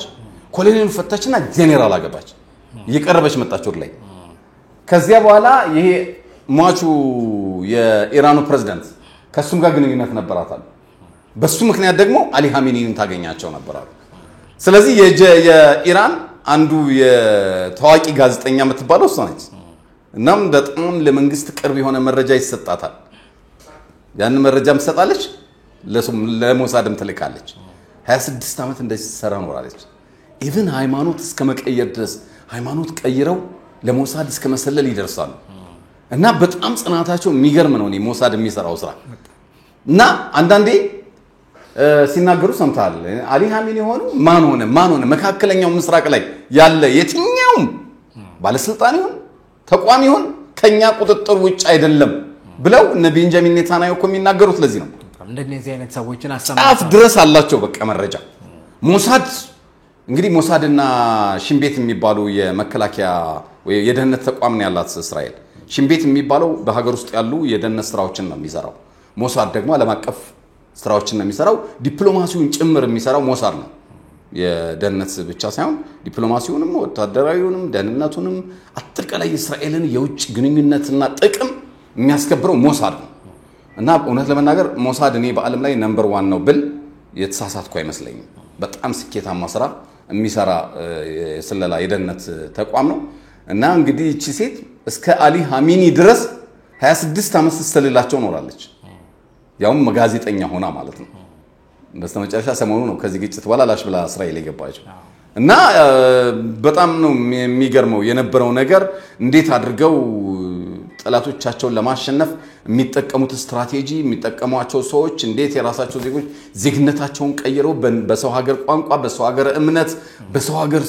የተለያየ ነገር ውስጥ ገብተው እንዴት እንደሚሰሩ እስራኤላውያን ለዓለምም ያሳዩበት ነው ነገር ግን እንዳልነው ይሄ በኑክሌር ጉዳይ ላይ አልተሳካላቸውም በጣም ፈታኝ ሁኔታ ገጥሟቸው ነበር የአየር መከላከያ ጥይቱ አልቆ ጉድ የሚሆኑበት እንትን ነበር ለጊዜው መቆሙ ለእስራኤልም በጣም ይጠቅማታል ለኢራንም የበለጠ እንዳልነው በጣም ከባድ አድርጎ ሊያመጣት ይችላል እነዚህ ስጋቶች በጣም ጨምሮ ነው እንትን የሚለው ምን ያህል ቀን ይቆያል የሚለው እርግጠኛ መሆኑ መናገር አይቻል። መልሶ የመፈንዳት እንትኑ በጣም ከፍተኛ ነው። እንኳን በኢራንና በእስራኤል በሐማስና ደክሟል ጠፍቷል በተባለው በሐማስና በሂዝቦላ መካከል እንዲሁም በሂዝቦላና በእስራኤል መካከል ያለው ውጥረት አሁንም እንዳለ ነውና ከዚህ አንፃር እስከመቼ ይቆያል ምናምን እንደገና አሁንም ቢሆን ነው የምትለው አይደል ኢራን አሁንም ቢሆን አንዲት ከኮስች መልሰን እና እንመታለን የሚለው ነገር ስላለ ከባድ ይሆናል። ምክንያቱም የኑክሌር እንትን ግንባታውንም እንደምትቀጥል በመግለጿ ምክንያት ይሄ በለጠ ደግሞ ትራምፕ ስለሚያሳብዳቸው ነገሩ ሰላም አንጥቶ ይቀጥላል ብሎ ለማለት አስቸጋሪ ሁኔታ ነው ያለው። በጉልበት የያዙት ይመስለኛል ጉዳዩን ትራምፕ ዋው ምናምን ብለው ነው ያስቆሙት እንጂ ሰላም ስምምነት ተፈረመ ከተባለ እኮ ከ3 ሰዓት በኋላ ነበር መልሶ እንደገና መተኳኮስ የጀመሩት እና አባብሰን እንቀጥላለን የሚል መግለጫም ከእስራኤል ተሰጥቶ ነበር። ለጊዜው እንግዲህ አሁን ላይ ጥሩ ነው ያለው ነገር እንግዲህ ምን ይሆናል የሚለው በቀጣዮቹ ቀናት የምናየው ይሆናል። እንግዲህ እዚሁ ጋር ተያይዞ አንዳንድ ነገሮችን ማንሳት ይገባል። አይተ ከሆነ አንዱ በመረጃ ደረጃ ይወራ የነበረው ነገርና ለዓለም ስጋት የነበረው ነገር ይሄ መቧደኑ ነገር ነው አስተላለፍ እና ከእስራኤል ጋር እና አሜሪካና አውሮፓ እንደተሰለፉት ሁሉ ከኢራን ጋር እነ ቻይናና ሩሲያ ሊሰለፉ ይችላሉ የሚል ነገር በተደጋጋሚ ይነሳ ነበርና ብዙዎች አይመስለንም በርግጥ ራሻ ለኢራን ብላ ራሷን ወደ ኑክሌር ጦርነት ታስገባለች ወይ? ምክንያቱም በየትኛው መንገድ ራሻ ከኢራን ጋር ከቆመች የኑክሌር ግጭት ውስጥ መግባታቸው አይቀርም። ምክንያቱም ከባድ መሳሪያ ነው የሚማዘዙት መጨረሻው ኑክሌር ነው የሚሆነው እና በእውነት ሩሲያ ለኢራን ብላ ወደ ኑክሌር ጦርነት ትገባለች ወይ የሚሉ ጥያቄዎች ነበሩ። እንደገና ደግሞ ከኢንተረስት አንፃርም አሁን ለምሳሌ ቻይና ሰላም እንዲሆን ነው የምትፈልገው ባለም ምክንያቱም የሷ ጥያቄ ኢኮኖሚያዊ ነው። አዎ የሩሲያ ግን ወታደራዊም ነው። ወታደራዊ በላይነትን ማሳየት ትፈልጋለች። ከዚህ አንፃር ኢኮኖሚውም እንዳለ ሆኖ ማለት ነው። እንግዲህ የሩሲያ ኢኮኖሚ 80% ወደ ውጭ የሚላክ ነዳጅ ነው እና በዚህ በአጠቃላይ በዓለም ጦርነት በቢስፋፋ ምን ቢል ምናምን ነዳጇን በውድ ከምትሸጠው በዓለም ላይ አንዷ ሩሲያ ነች። አሁን በሩሲያና ዩክሬን ጦርነት ወደ 3 ዓመቱ ጊዜ ውስጥ $973 ቢሊዮን ነዳጅ እንደሸጠች ነው የሚነገረው እና ይሄ በሰላሙ ጊዜ በ3 ዓመት አትሸጠውም። 1/3ኛው ነው የዚህን ልትሸጥ የምትችለው 3 እጥፍ ሽጣለች ማለት ነው። እንግዲህ በ3 ዓመት ውስጥ ሰላም ከሚሆንበት በላይ በጦርነት ውስጥ ጦርነቱ የነኑ መልሳ ለጦርነት አውለዋለች የነኑ ገንዘብ ማለት ነው እና ይሄ ገንዘብ ደግሞ የመጣው ከራሳቸው ከአውሮፓውያን ነው። ራሳቸው ማዕቀብ ጥለው ማዕቀብና አቀባ ሩሲያ ላይ ጥለው ነዳጇን በዚህ መሸጥ የለባትም በዚህ መሸጥ አለባት ምናምን ብለው እቀባ አድርገውባት ከዛን ህንድና ሌሎች ሀገራት ይገዙና ነዳጁን ከሩሲያ በብላክ ማርኬት መልሰው ለአውሮፓውያን ይሸጡላቸዋል በ3 እጥፍ በ4 እጥፍ ዋጋ። ስለዚህ ሩሲያ ትንሽ ነዳጅ አቅርባ ግን 3-4 እጥፍ ነው ስታስገባይ ነበር። ስለዚህ ጦርነቱን መልሰው የሚደጉማት እነማን ናቸው? ራሳቸው አውሮፓውያን። የሚዋጓት ማን ናቸው? አውሮፓውያን። በጣም ያስቅኮ ነው። ስለዚህ ጦርነት ሊቆም አይችልም። ምክንያቱም በምን መንገድ በቃ ሊያስቆማት እስከ ነዳጇ እስካልቆመ ድረስ ነዳጇን መሸጥ እስካላቆመች ድረስ ገቢ አለ ዶላር አለ መልሶ ገቢው አለ ያተዋጋቸዋለች። ሁለት ጥቅም ነው ቆያ ኖራት ያለው ማለት ነው። ራሺያ አንደኛ ዩክሬንን ከመፈለጓ ተያይዞ ማለት ያው መጠቅለል ነው እንግዲህ ትልቁ ሐሳቧ የቀድሞ ሶቪየት ህብረትን እንደምንም እያደረኩኝ ቀስቀስ አድርጌ ለመልስ ነው እንግዲህ ፑቲን ትልቁ ሐሳብ እሱን ሊያሳካች ነው። ከዛ ባሻገር በኢኮኖሚውም አልተጎዳችም። የሀገሯ ኢኮኖሚም እንዳለ ብቻም ሳይሆን ለጦርነቱም እንትን አድርጎ ምንድነው እየለገሰ ፕላስ ሀገሪቱንም ሰርቫይቭ ማድረግ ይችላል። ስለዚህ ለምን ታቆመዋለች ነው አዎ እና እንዲቆም አትፈልግም የሚለው ነዳጅን በጣም በርካሽ በብዙ ጥፍ እየሸጠች ነው ያለችው። አሁን ለምሳሌ በኢራን እንግዲህ ለረጅም ዓመታት አይደል በማዕቀብ በተመድም በሌሎችም በአጠቃላይ ባለም አቀፉ ማህበረሰብ ተጥሎባት ነበር እና እነዚህ ከአምስቱ ቬቶ ካላቸው ሀገራት መካከል ሩሲያ አንዷ ነች። ቻይና ሌላኛዋ ነች አይደል? ፈረንሳይ ሌላኛዋ ነች። አሁን ፈረንሳይም ነዳጅ አትሸጥም፣ ቻይናም ነዳጅ አትሸጥም፣ እንግሊዝም ነዳጅ አትሸጥም። ነዳጅ የምትሸጠው እዚህ ሀገር ውስጥ ከነዚህ ከጸጥታው ምክር ቤት አባላት ማናት? ሩሲያ ብቻ ነች። ስለዚህ ድምጽን በድምጽ የመሻር መብት ነበራት።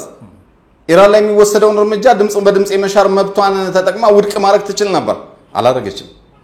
ምክንያቱም የኢራን ነዳጅ እንዳይሸጥ ሲከለከል የሩሲያ ነዳጅ በዓለም ይበተናል። አየው። ስለዚህ ከዚያ ማዕቀብ ሩሲያ ታተርፍ ነበር፣ አትራፊ ነች። ግን የሚያወዳጃት ነገር ደግሞ ነበረ። እንግዲህ ቀደም ሲል እንዳልነው 2015 ላይ የአይኤስን ለመደምሰስ በተደረገው ጥረት የአሜሪካ ጦር ገብቷል፣ የካናዳ ኮማንዶዎች ሌሎችም ገብተው ነበር እናጠፋለን ብለዋል። ግን እነሱ ግረ መንገዱ ያንን የሚያጠፉ መስለው በሽር አልአሳድን ለማስወገድ ነበር የገቡት። ከዚያ በኋላ ሩሲያ ክሬሚያን የጠቀለለችበት ጊዜ ነው 2014 ላይ ነው የጠቀለለችው። ወደ አይኤስን ለማጥፋት ደግሞ 2015 ነው ያዘመተችው ጦር በአንድ ዓመት ልዩነት ማለት ነው። ስለዚህ ወደ ሶሪያ ጦር በመታዘምት ጊዜ ኢራንም ጦር አዝምታለች። ሁለቱም አብረው አይኤስን ወግተዋል። ሁለቱም ሲወጉ የየራሳቸው ምክንያት ይዘው ነው የወጉት። ኢራን የሺአ የሱኒዎች እንዳይቆጣጠሩት ስጋት ስላላት ነው። ሶሪያ እንዳይቆጣጠሩ ስጋት ስላላት ነው። ሩሲያ ደግሞ ከዚህ ከሶቪየት ህብረት መፈራረስ በኋላ አገግማ ታላቋ ሩሲያውን የሆነችበት ክሬሚያን በጉልበት ጠቅልላ ጉልበት እንዳላት ለና አሜሪካ ያሳየችበት ጊዜ ስለሆነ ሌላ ከራሷ ምድር ውጪ ደግሞ በዓለም አቀፍ የሰላም ማስከበር ስም በምንም ስም ይሆን ጉልበት እንዳላት የምታሳይበት ቦታ ትፈልግ ነበር። ኑክሌሯን ሁሉ ጭና ሂዳ አይስን ደምስሳ አሳየች፣ ጉልበቷን አሳየች። ከዚያ በኋላ ቅድም እንዳልነው ባሉ ፍጥነቶች የሆነ ውሳኔ አቅርባ ማስወሰን ወይ ደግሞ ውድቅ ማድረግ ምናምን ትችላለች። ምክንያቱም ቀጥሏል እኮ ከእንግዲህ ከ2015 በኋላ ራሱ ኢራን ተደጋጋሚ ማዕቀብ ተጥሎባታል። ቢያንስ እነዛን እንኳን ከግንኙነቱ በኋላ ከግንኙነቱ መጠናከር በኋላ 2015 ነው እንግዲህ ግንኙነታቸው ተሻሽሎ የጀመረው። ከዛ በፊት በነበረው በኢራንና በኢራቅ ጦርነትም በዚህ በባህረ ሰላጤ ጦርነትም የኢራቅ ደጋፊ ሆና ነበር የቆየችው ሶቪየት። ከዚያ በኋላ እንግዲህ ከቭላዲሚር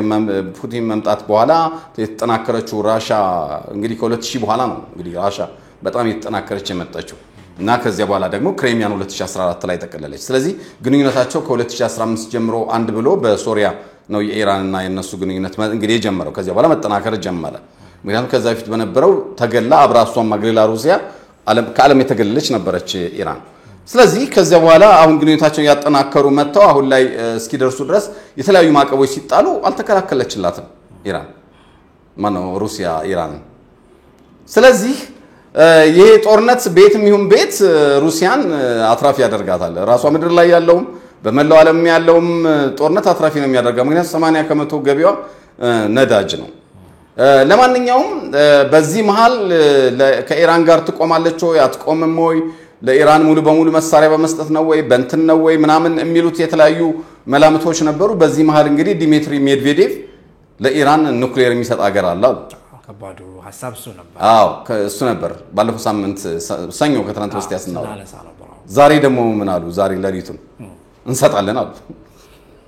መጀመሪያ ያሉት ምንድን ነበር? የሚሰጥ ሀገር አለን ያሉት እና እኔ ትዝ ይልክ ሆነ ሊሰጡ ነው። ስለዚህ ሩሲያ ኑክሌር ልትሰጥ ነው ብዬ አልኩኝ። ምክንያቱም የሚሰጥ ሀገር አለ የሚሉት አንድ የወሰነ ሀገር አለ ተነጋግረዋል ማለት ነው። ያ ሊሆን የሚችለው ማንም አይደለም፣ በቃ ሩሲያ ነች የምትሆነው። ምክንያቱም ከ5800 በላይ አረር ነው ያላት የኑክሌር አለ። ታክቲካል ኑክሌር የሚባለው እንኳን 2000 አላት። እንግዲህ ባለፈው እንዳልነው ታክቲካል ኑክሌር መጠናቸው የተለያየ ነው። በታንክ አይነትና በመድፍ አይነት የሚተኮሱ ኑክሌሮችም አሉ፣ አነስተኛ መጠን ያላቸው ጭምር አሉ። ለኳስ ሜዳ ለሚያክል ወይም ለሆነች ጦር ቤዝ ብቻ የሚተኮስ የኑክሌር እንትንም እኮ አለ። ኑክሌር ሲባል እንደው ይሄ ትልቁ ኑክሌር ብቻ አይደለም፣ ይሄኛው ስትራቴጂካዊ ኑክሌር ብቻ አይደለም። ይሄ ሙሉ ከተማ የሚያጠፋው ይሄ እነ ሳርማት አይነት አለ። አሁን ሳርማት 15 ኑክሌር ነው ያለውና ወደ ጠፈር ተተኩሶ ከዛ ተመልሶ መጥቶ ነው በዓለም ላይ የተሰጠው ቦታ ላይ የትም ቦታ መድረስ ይችላል። 16 ከተማ ባንዴ አመድ ያደርጋል። የሳርማት የሚባለው ሰይጣን ብለው የሚጠሩት አውሮፓውያን ማለት ነው፣ ሰይጣንቱ። ሌሎቹ ግን ይሄ ከነዚህ ከአህጉር ተቋራጮቹ ተመለስ ያሉት እነዚህ ታክቲካል የሚባሉት 2000ዎቹ የተወሰነ ቦታን ብቻ የሚያጠፉ የኑክሌር መሳሪያዎች ናቸው። ለምሳሌ ከነዛ አንስታ ልትሰጣት ትችላለች ለኢራን 10 እንኳን ብትሰጣት በቃ ታጠቀች ማለት ነው። ኑክሌር አዎ በጣም ብዙ ነው። ምክንያቱም እንግዲህ ከታክቲካል ኑክሌር ውጪ እነዚህ ስትራቴጂክ የሚባሉ 5800 ቦምብ ታጥቃለች፣ ኑክሌር ቦምብ ታጥቃለች ማለት የምናውቀው ነው። እማናውቀውም ከዛ በላይ ሊኖራት ይችላል ማለት ነው። ሁሉ አይነገርም፣ አልተቆጠረም፣ አልተነገረም እኮ እንግዲህ ከቅርብ ዓመታት ጀምሮ እነዚህ ዓለም አቀፍ የደህንነት ተቋማት ይሄ ጥናት ተቋማት ናቸው ሪፖርት የሚያወጡት እና የሚገምቷቸው ነገሮች ይኖራሉ። ይሄን ያህል ቢጨመር እንደዚህ ይሆናል ምናምን ብለው እንደገና ከውስጥ በሰላዮች በመናምኖች አማካይነት መረጃ እንደዚህ ሰብስበው ነው የሚገልጹት። ዓለም አቀፍ ወታደር የሀገራት ወታደር እንትንን የሚገልጹት እንደዚያ ነው እንጂ ሁሉም ሚስጥር ስለሚያደርገው እሽቅድድሙም ስላለ አታውቁም ኢቭን ቭላዲሚር ፑቲን እኮ ከዩክሬን ጋር ጦርነት የጀመሩ ጊዜ ዓለም የማያውቀው 500 አይነት መሳሪያ አለን ያለው በፍጹም ይኖራል ተብሎ የማይታሰብ እናንተ የሚገርማችሁ ኑክሌር ነው እንዴ ሃይድሮጅን ቦምብ ነው እንዴ የሚገርማችሁ ዓለም ይኖራል ብሎ የማያምነው የማይጠብቀው መሳሪያ አለን ብለው ተናግረዋል ከዚህ አንፃር ስታየው በቀደመታ ኑክሌር ለመስጠት ለኢራን የወሰነ ሀገር አለ ብለዋል ዲሚትሪ ሜድቬዴቭ እሳቸው ማለት ቭላዲሚር ፑቲን ማለት ናቸው ምክትል ናቸው የቭላዲሚር ፑቲን በቀሳቸው የሚናገሩት ነው እሳቸው የሚናገሩላቸው ስለዚህ የሰጠ ሀገር አለ ሊሰጥ የወሰነ ሀገር አለ ካሉ ሩሲያ ልትሰጥ ወስናለች ማለት ነው ብለናል በቀደመታ ዛሬ ለሊቱን ሩሲያ ትሰጣለች ኑክሌር የሚል በግልጽ ተናገሩ ዓለም ደነገጠ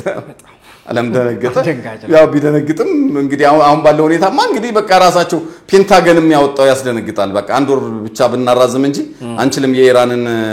እንቅስቃሴ ማቆም የሚለው ነገር ስለመጣ ኢራን እንደተባለው ደግሞ የቆሰለ አንበሳ ስለሆነች አሁን ነገሮች ሁሉ ገሃድ ወጥተው በጣም ከባድ የሆነ ነገር ነው የሚመጣው እንዲያውም የባሰ ጦርነቱን የሚያብሰው ነገር እንዳለ ነው እኔ ያየው ያለውትና ነገሮች በአጠቃላይ በመናያቸው ጊዜ እንደዚህ አይነት ነገሮችን ነው ያየን ያለ ነው እንግዲህ የሰላም ስምምነት ይቆያል ወይ ሁኔታው እንዴት ነው የሚሆነው አስተላለፎቹ ወዴት ነው የሚወስዱት ኢራን እስከዚህ በኋላ የምታረገው ነገር ምንድነው እስራኤልስ እውነት እንደው ከዚህ በኋላ ይሄን ጉዳይታ ይሄንን ሁሉ ነገር አይታ እንደገና ኑክሌር እንድትታጠቅ ኢራን ትፈቅድላታለች ወይ ይሄ በፍጹም አይመስለኝም ተብሎ የሚገለጽ አይደለም አይሆንም ነው በቃ በፍጹም አይታሰብም እስራኤል ኢራን ኑክሌር ስትታጠቅ ያየች ዝም ልትል አትችልም ስለዚህ የጦርነቱ ስጋት አሁንም እንደቀጠለና የበለጠ ብዙ አሳሳቢ ነገሮች እንዳሉት የሚያሳዩ ነገሮች አሉ እና በአጠቃላይ የዓለማችን የሰላም ሁኔታም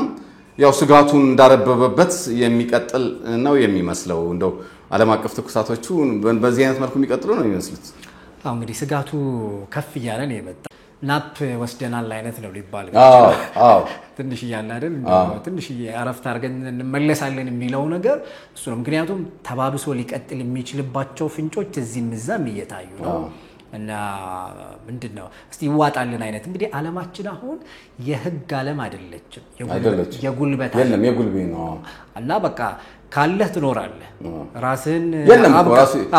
ከዚህ በኋላ የተባበሩት መንግስታት ድርጅት ስብሰባ ተደረገ እኮ በአንድ ሳምንት ሁለት ጊዜ በቃ ምንም አንደኛ ራሱ ስለ ስብሰባው ማንም እንትን የሰጠው የለም አንድሮ እንደዚህ አይነት ነገር እንኳን ይሄን የሚያክል እስራኤልና ኢራንን የሚያክል ጉዳይ ቀርቶ በጥቂት በትንሽ ሀገራት መካከል የሆነ ነገር በሚፈጠር ጊዜ ዩኤን መቼ ነው የሚሰበሰበው የጸጥታው ምክር ቤት መቼ ነው የሚሰበሰበው ነበር የሚባለው የሆነ ነገር በቃ ፓወሩም ውሳኔውም ይጠበቅ ነበር አሁን ኖረ አልኖረ ምንም ከሱ በላይ ሆነዋል አሁን በቃ እነሱ ራሳቸው ተመድኗል በቃ ሩሲያ ቻይና ከነሱ በላይ ስለሆነ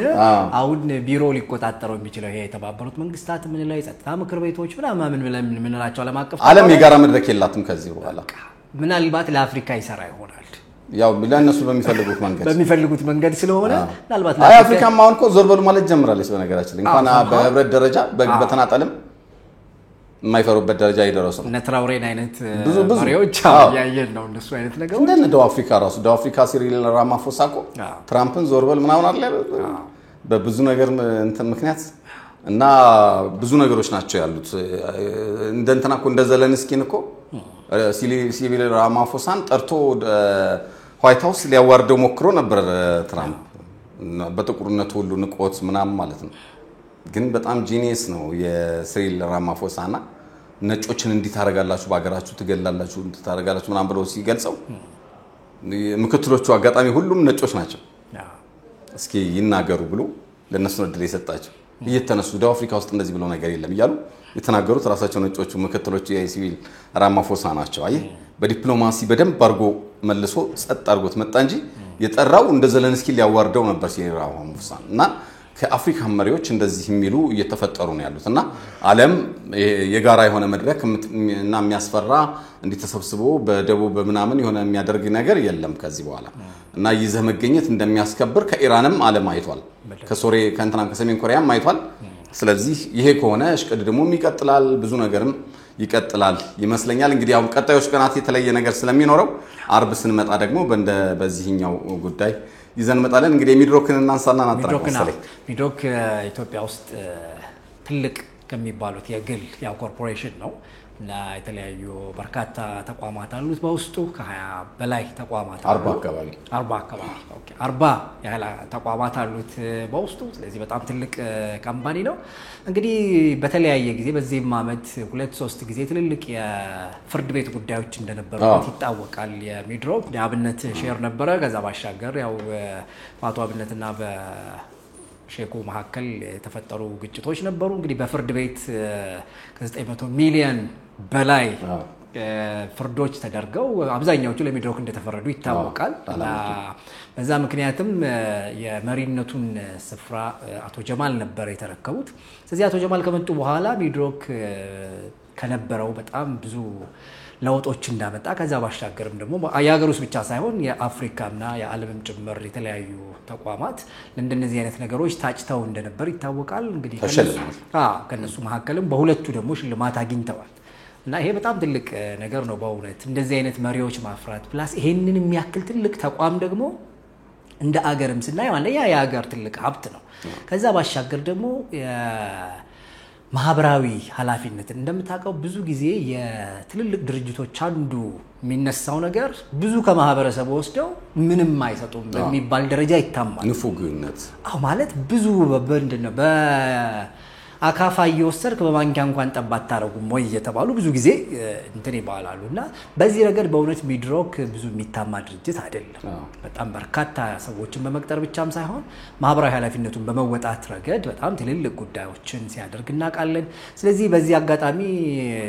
አቶ ጀማልን እንኳን ደስ አላችሁ ለማለት እንወዳለን ለኢትዮጵያውያንም ትልቅ ድል ስለሆነ ተናገር አሁን ምንድነው ትልቁ ነገር የዚህ ፕሮግራም እኛ ብዙ ጊዜ ዓለም አቀፍ ጉዳይም ላይ በመንሰራ ጊዜ የትኛውም ጉዳይ ላይ በመንሰራ ጊዜ በተቻለ መጠን መረጃዎችን ነው የምናቀርበውና ሁሉንም እኩል በሚያይ መልኩ ነው የምናቀርበው ለየትኛውም አካል እኛ እንትን የምናደርገው ነገር የለንምና ከኢትዮጵያ ደግሞ በማህበራዊና ኢኮኖሚያዊ ጉዳዮች ላይ የተወሰኑ ነገሮችን በየፕሮግራሞቻችን ጣለጣለ ያደረግን እንለፍ በሚለው ነው እንግዲህ ሚድሮክን ያነሳነው እንግዲህ ሚድሮክ ከመንግስት ቀጥሎ ኢትዮጵያ ውስጥ በጣም ብዙ ሺህ ሰው በመቅጠር ረገድ ቀዳሚው ነው ወደ 80 ሺህ ገደማ የሰው ኃይል ቀጥሯል ብናየው በማኑፋክቸሪንግ ዘርፍ በኢኮኖሚው ዘርፍ ብናይ በባንክና በፋይናንሻል ዘርፎች በብዛት ተሰማርቶ ይገኛል በሆቴልና ቱሪዝም ዘርፍ በብዛት አዳዲስ ሆቴሎች እየተገነባ ነው ያለው በፋብሪካዎች አዳዲስ ግንባታዎች አሉ እንደምታውቁ በቅርቡ አሁን አዲስ የተዋወቃለ ሰፋፊ ሻይ ቡና እንትኖችን ፋብሪካዎችን ለመስራት እቅድ ይፋ ተደርጓል በጣም ለብዙ ሰው የሥራ ዕድል የሚፈጥር ነው እና ብዙ ጊዜ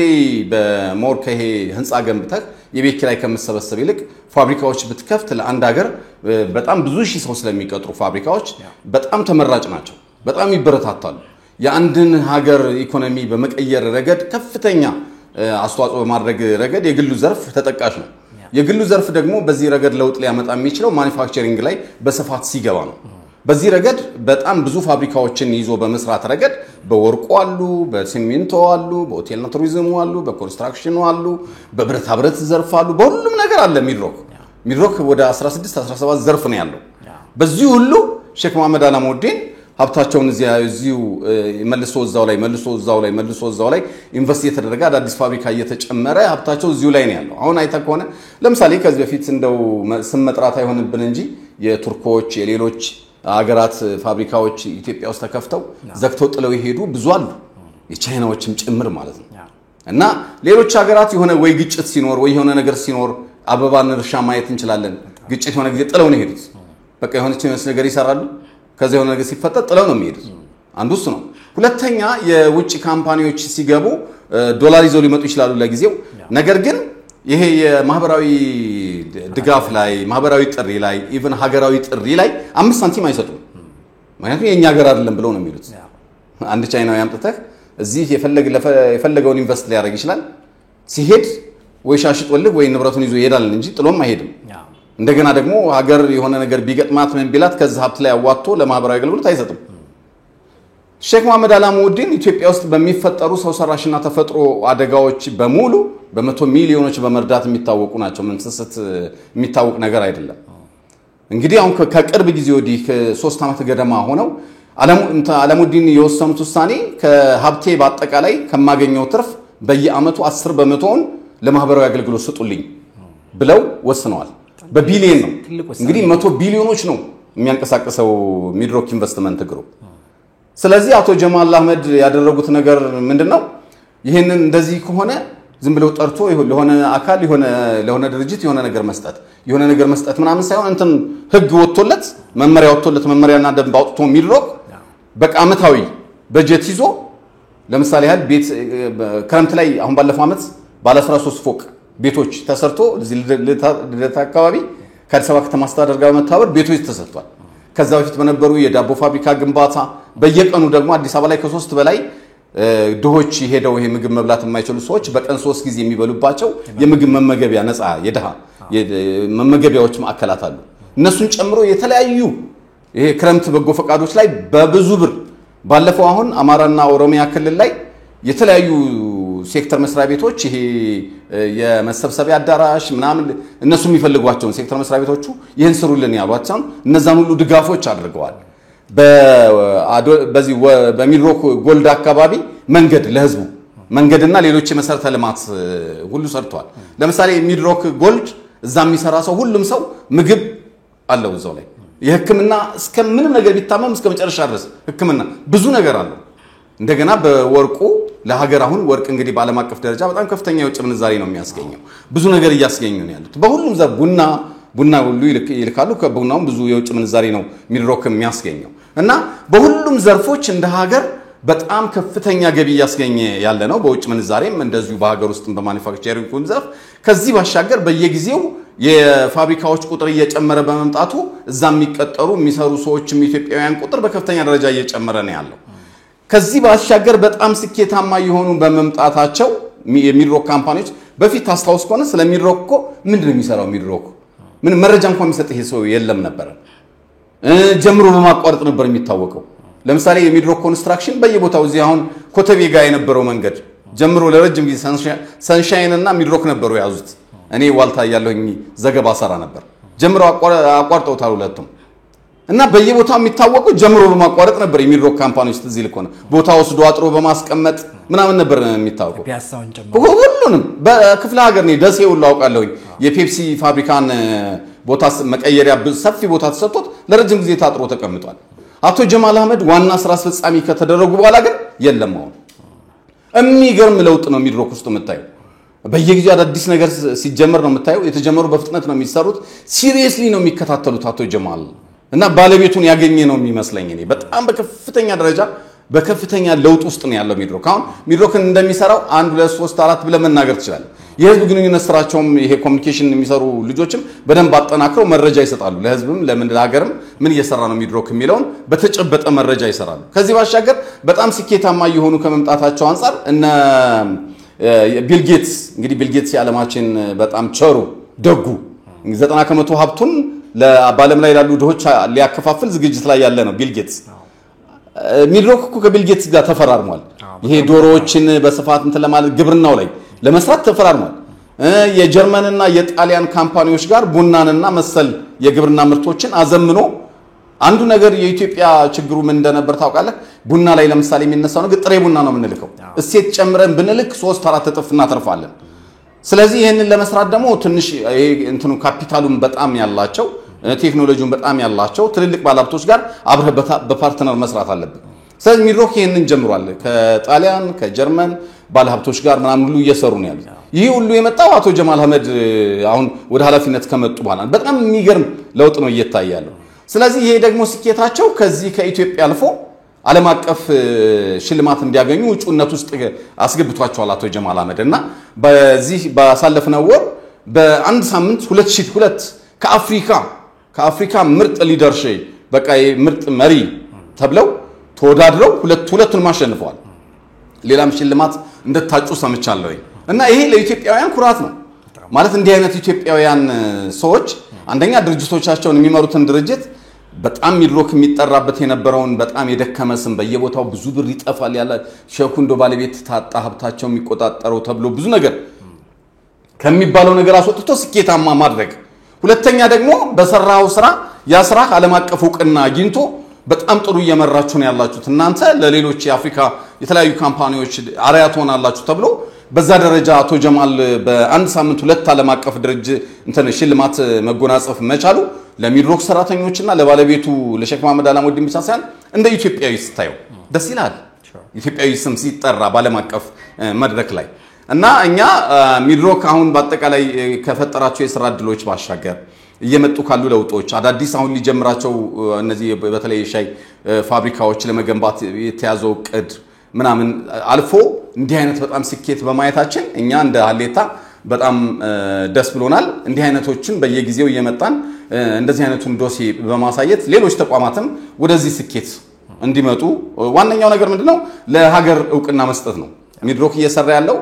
ሀገር ነው እየገነባ ያለው ሀገር ነው። ስለዚህ ይሄንን ዕውቅና እንደምንሰጥ ለማሳየት ብቻ እንጂ አሁን ብትገልጸው የነሱ እንትኑ የሚያደርጉት ነገር በቢሊየን የሚቆጠር ብር በየአመቱ አሁን አንተ በነገራችን ላይ መስጠት ሀብታም ስለሆንክ አይደለም። ሀብታም ስለሆንክ አትሰጥም። ያው መስጠት ከውስጥህ ሊኖር ይገባል። በውስጥህ ከሌለ ሀብታም ስለሆንክ ብቻ አትሰጥም። ብዙ ሀብታሞች አሉ እንደው በመንግስት ጉትጎታ በመናመን አንዳንዴ ጠቅላይ ሚኒስትሩ በተለያዩ አዳራሾች ተረተው ስጡ እያሉም እንደው 10 ቤት 20 ቤት ሰጡ የሚባል ነገር እንሰማለን አንዳንዶች። በዚህ ደረጃ ግን ከገቢዬ 10% በየአመቱ ለማህበራዊ አገልግሎት ይዋል ብሎ ያዘዘ የወሰነ በቢሊየን የሚቆጠር ብር በየአመቱ ለሀገሩ ልማት እንዲውል በነፃ የሚሰጥ ሰው ሼክ መሐመድ አላሙዲን ብቻ ናቸው። ይህንን ደግሞ በህግና በመመሪያ አውጥተው ተግባራዊ ያደረጉ ያሉት የሚድሮኩ አቶ ጀማል አህመድ ናቸውና ለዚህ አንተ እኛ ኪስ ስለሚገባ አይደለም አንድ ዜጋችን ኪስ ውስጥ ይገባል። አንድ የቸገራቸው እናት በየአመቱ በሚኖረው ይሄ የበጎነት ፕሮግራም በየአመቱ ነው ያለው ክረምት ላይ አሁን ባለፈው አመት ባለ 13 ፎቅ ህንጻ ስንት ህንጻ ነው ዚልደት አካባቢ ተሰርቶ አስረክቧል ሚድሮክ ለከተማ አስተዳደሩ ነው የሰጠው። ከተማ አስተዳደሩ ለድሆች ሰብስቦ ለአካል ጉዳተኞች ለምናም ተሰጥቷል ቤቱ። ስለዚህ እነዛ ሰዎች ያንን ሲያገኙ እኛ እንዳገኘን ነው የምንቆጥረው። በየቀኑ በሺ የሚቆጠሩ ሰዎች እንጀራ በልተው ያድራሉ። ይሄ ምንም አቅም የሌላቸው እነዚህ ድሆች እነሱ ሲበሉ እኛ እንደበላን ነው የምንቆጥረው። ኢትዮጵያውያን ናቸው። አደጋ ሲደርስ የጎርፍ አደጋ የምናምን አደጋ ሲደርስ በዚህ ባለፈው በነበረው ይሄ መሬት መንሸራተት አደጋ ከዛ በፊት በነበሩ የተለያዩ አደጋዎች በወለጋ በነበረው ድርቅ ወሎ ላይ በነበረው ከጦርነቱ በኋላ በነበሩ ድርቆች በተለያየ ጉዳይ ላይ የሼክ መሐመድ አላሙዲን ድጋፍ ተለይቶ አይታወቅም እና ይሄ ደግሞ ሚድሮክ የሀገር አለኝታነቱን የሚያሳይበት ስለሆነ በዚህ አጋጣሚ እኛ እንደ ሀሌታዎች በጣም ትልቅ ክብር እንደሚሰማን መግለጽ እንፈልጋለን። ይሄ መድረክ ሁሌ ይሄ ሀሌታ እኔ እናንተ መንቀርበት መድረክ ዓለም አቀፍ ጉዳዮች የምናነሳበት ነው። ነገር ግን ከሀገር ደግሞ የሚመረጡ ማህበራዊና ኢኮኖሚያዊ ጉዳዮችን ለዛሬ ቀኑን ያደረግነው ለሚድሮክ እና ደግሞ ስኬታማው የሚድሮክ መሪ አቶ ጀማል አህመድ ነበር። ይህን ይመስላል። ብሬ በጣም አመሰግናለሁ። እንዳልከው ነው እንግዲህ የኢትዮጵያውያን የትኛውም ስኬት የሀገር ስኬት ተደርጎ ነው የሚታሰበው። ፕላስ ለሀገር እየተደረገ ያለ ኮንትሪቢዩሽን ከምንም ጋር የሚያያዝ ነው ብለን አናስብም። ምክንያቱም አንደኛ ይሄ የሶሻል ሬስፖንሲቢሊቲ የምንለው ወይም ደግሞ ማህበራዊ ኃላፊነትን መወጣት ከእንደነዚህ አይነት ተቋማት ቢማሩ ጥሩ ነው። በተለይ አሁን ኑሮ ጣራ ነክቶ በጣም ብዙ ሰዎች በተለያየ መንገድ በምናይበት ጊዜ እንደነዚህ አይነት መደጋገፎች የበለጠ እንደ ሀገር ያለንን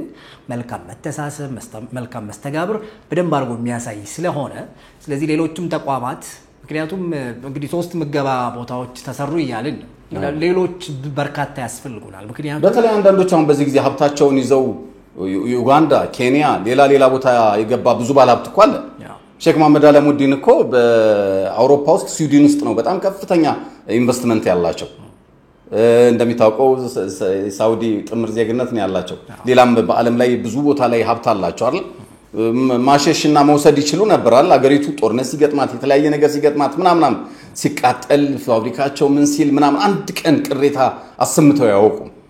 እንደሌላው ባለ ሀብት ከሀገር ሀብት የማሸሽ ነገርም ታይቶባቸው አይታወቅም። በየጊዜው ሀብታቸው እየጨመረ የሚቀጥሩትም ሰው እየጨመረ ለሀገራቸው ያላቸውን ስሜት ካሉበትም ነው። አሁን ባለፈው አመት በሚድሮክ አመታዊ ስብሰባ ላይ መልእክት አስተላልፈው ነበር። ያለችን ሀገር አንድ ሀገር ናት እና ሀገራችሁን አለሙ ጠብቁ ብለው መልእክት አስተላልፈው ነበር። በሚድሮክ አመታዊ ስብሰባ ላይ የተኮነ በቪዲዮ የተላለፈው መልእክት አይተናል። በጣም ኃይለኛ ፍቅር አላቸው የሀገር ፍቅርና እንዲህ አይነት ነገር የተወሰኑ እንኳን ኢትዮጵያውያን ቢኖሩ እንደዚህ አይነት እኔ ጥሩ ነበር ብዬ አስባለሁ አገር ፍቅር ቢባለው ኮንሰፕት ከየትኛውም የፖለቲካ ምልከታም ይሁን ከየትኛውም አይነት ምንድነው የፖለቲካ ሪዮት ጋራ የሚገናኝ ነገር አይደለም ምክንያቱም የትኛውም መንግስት በራሱ ጊዜ የራሱ ጥንካሬ የራሱ ድካም እንዳለው ይታወቃል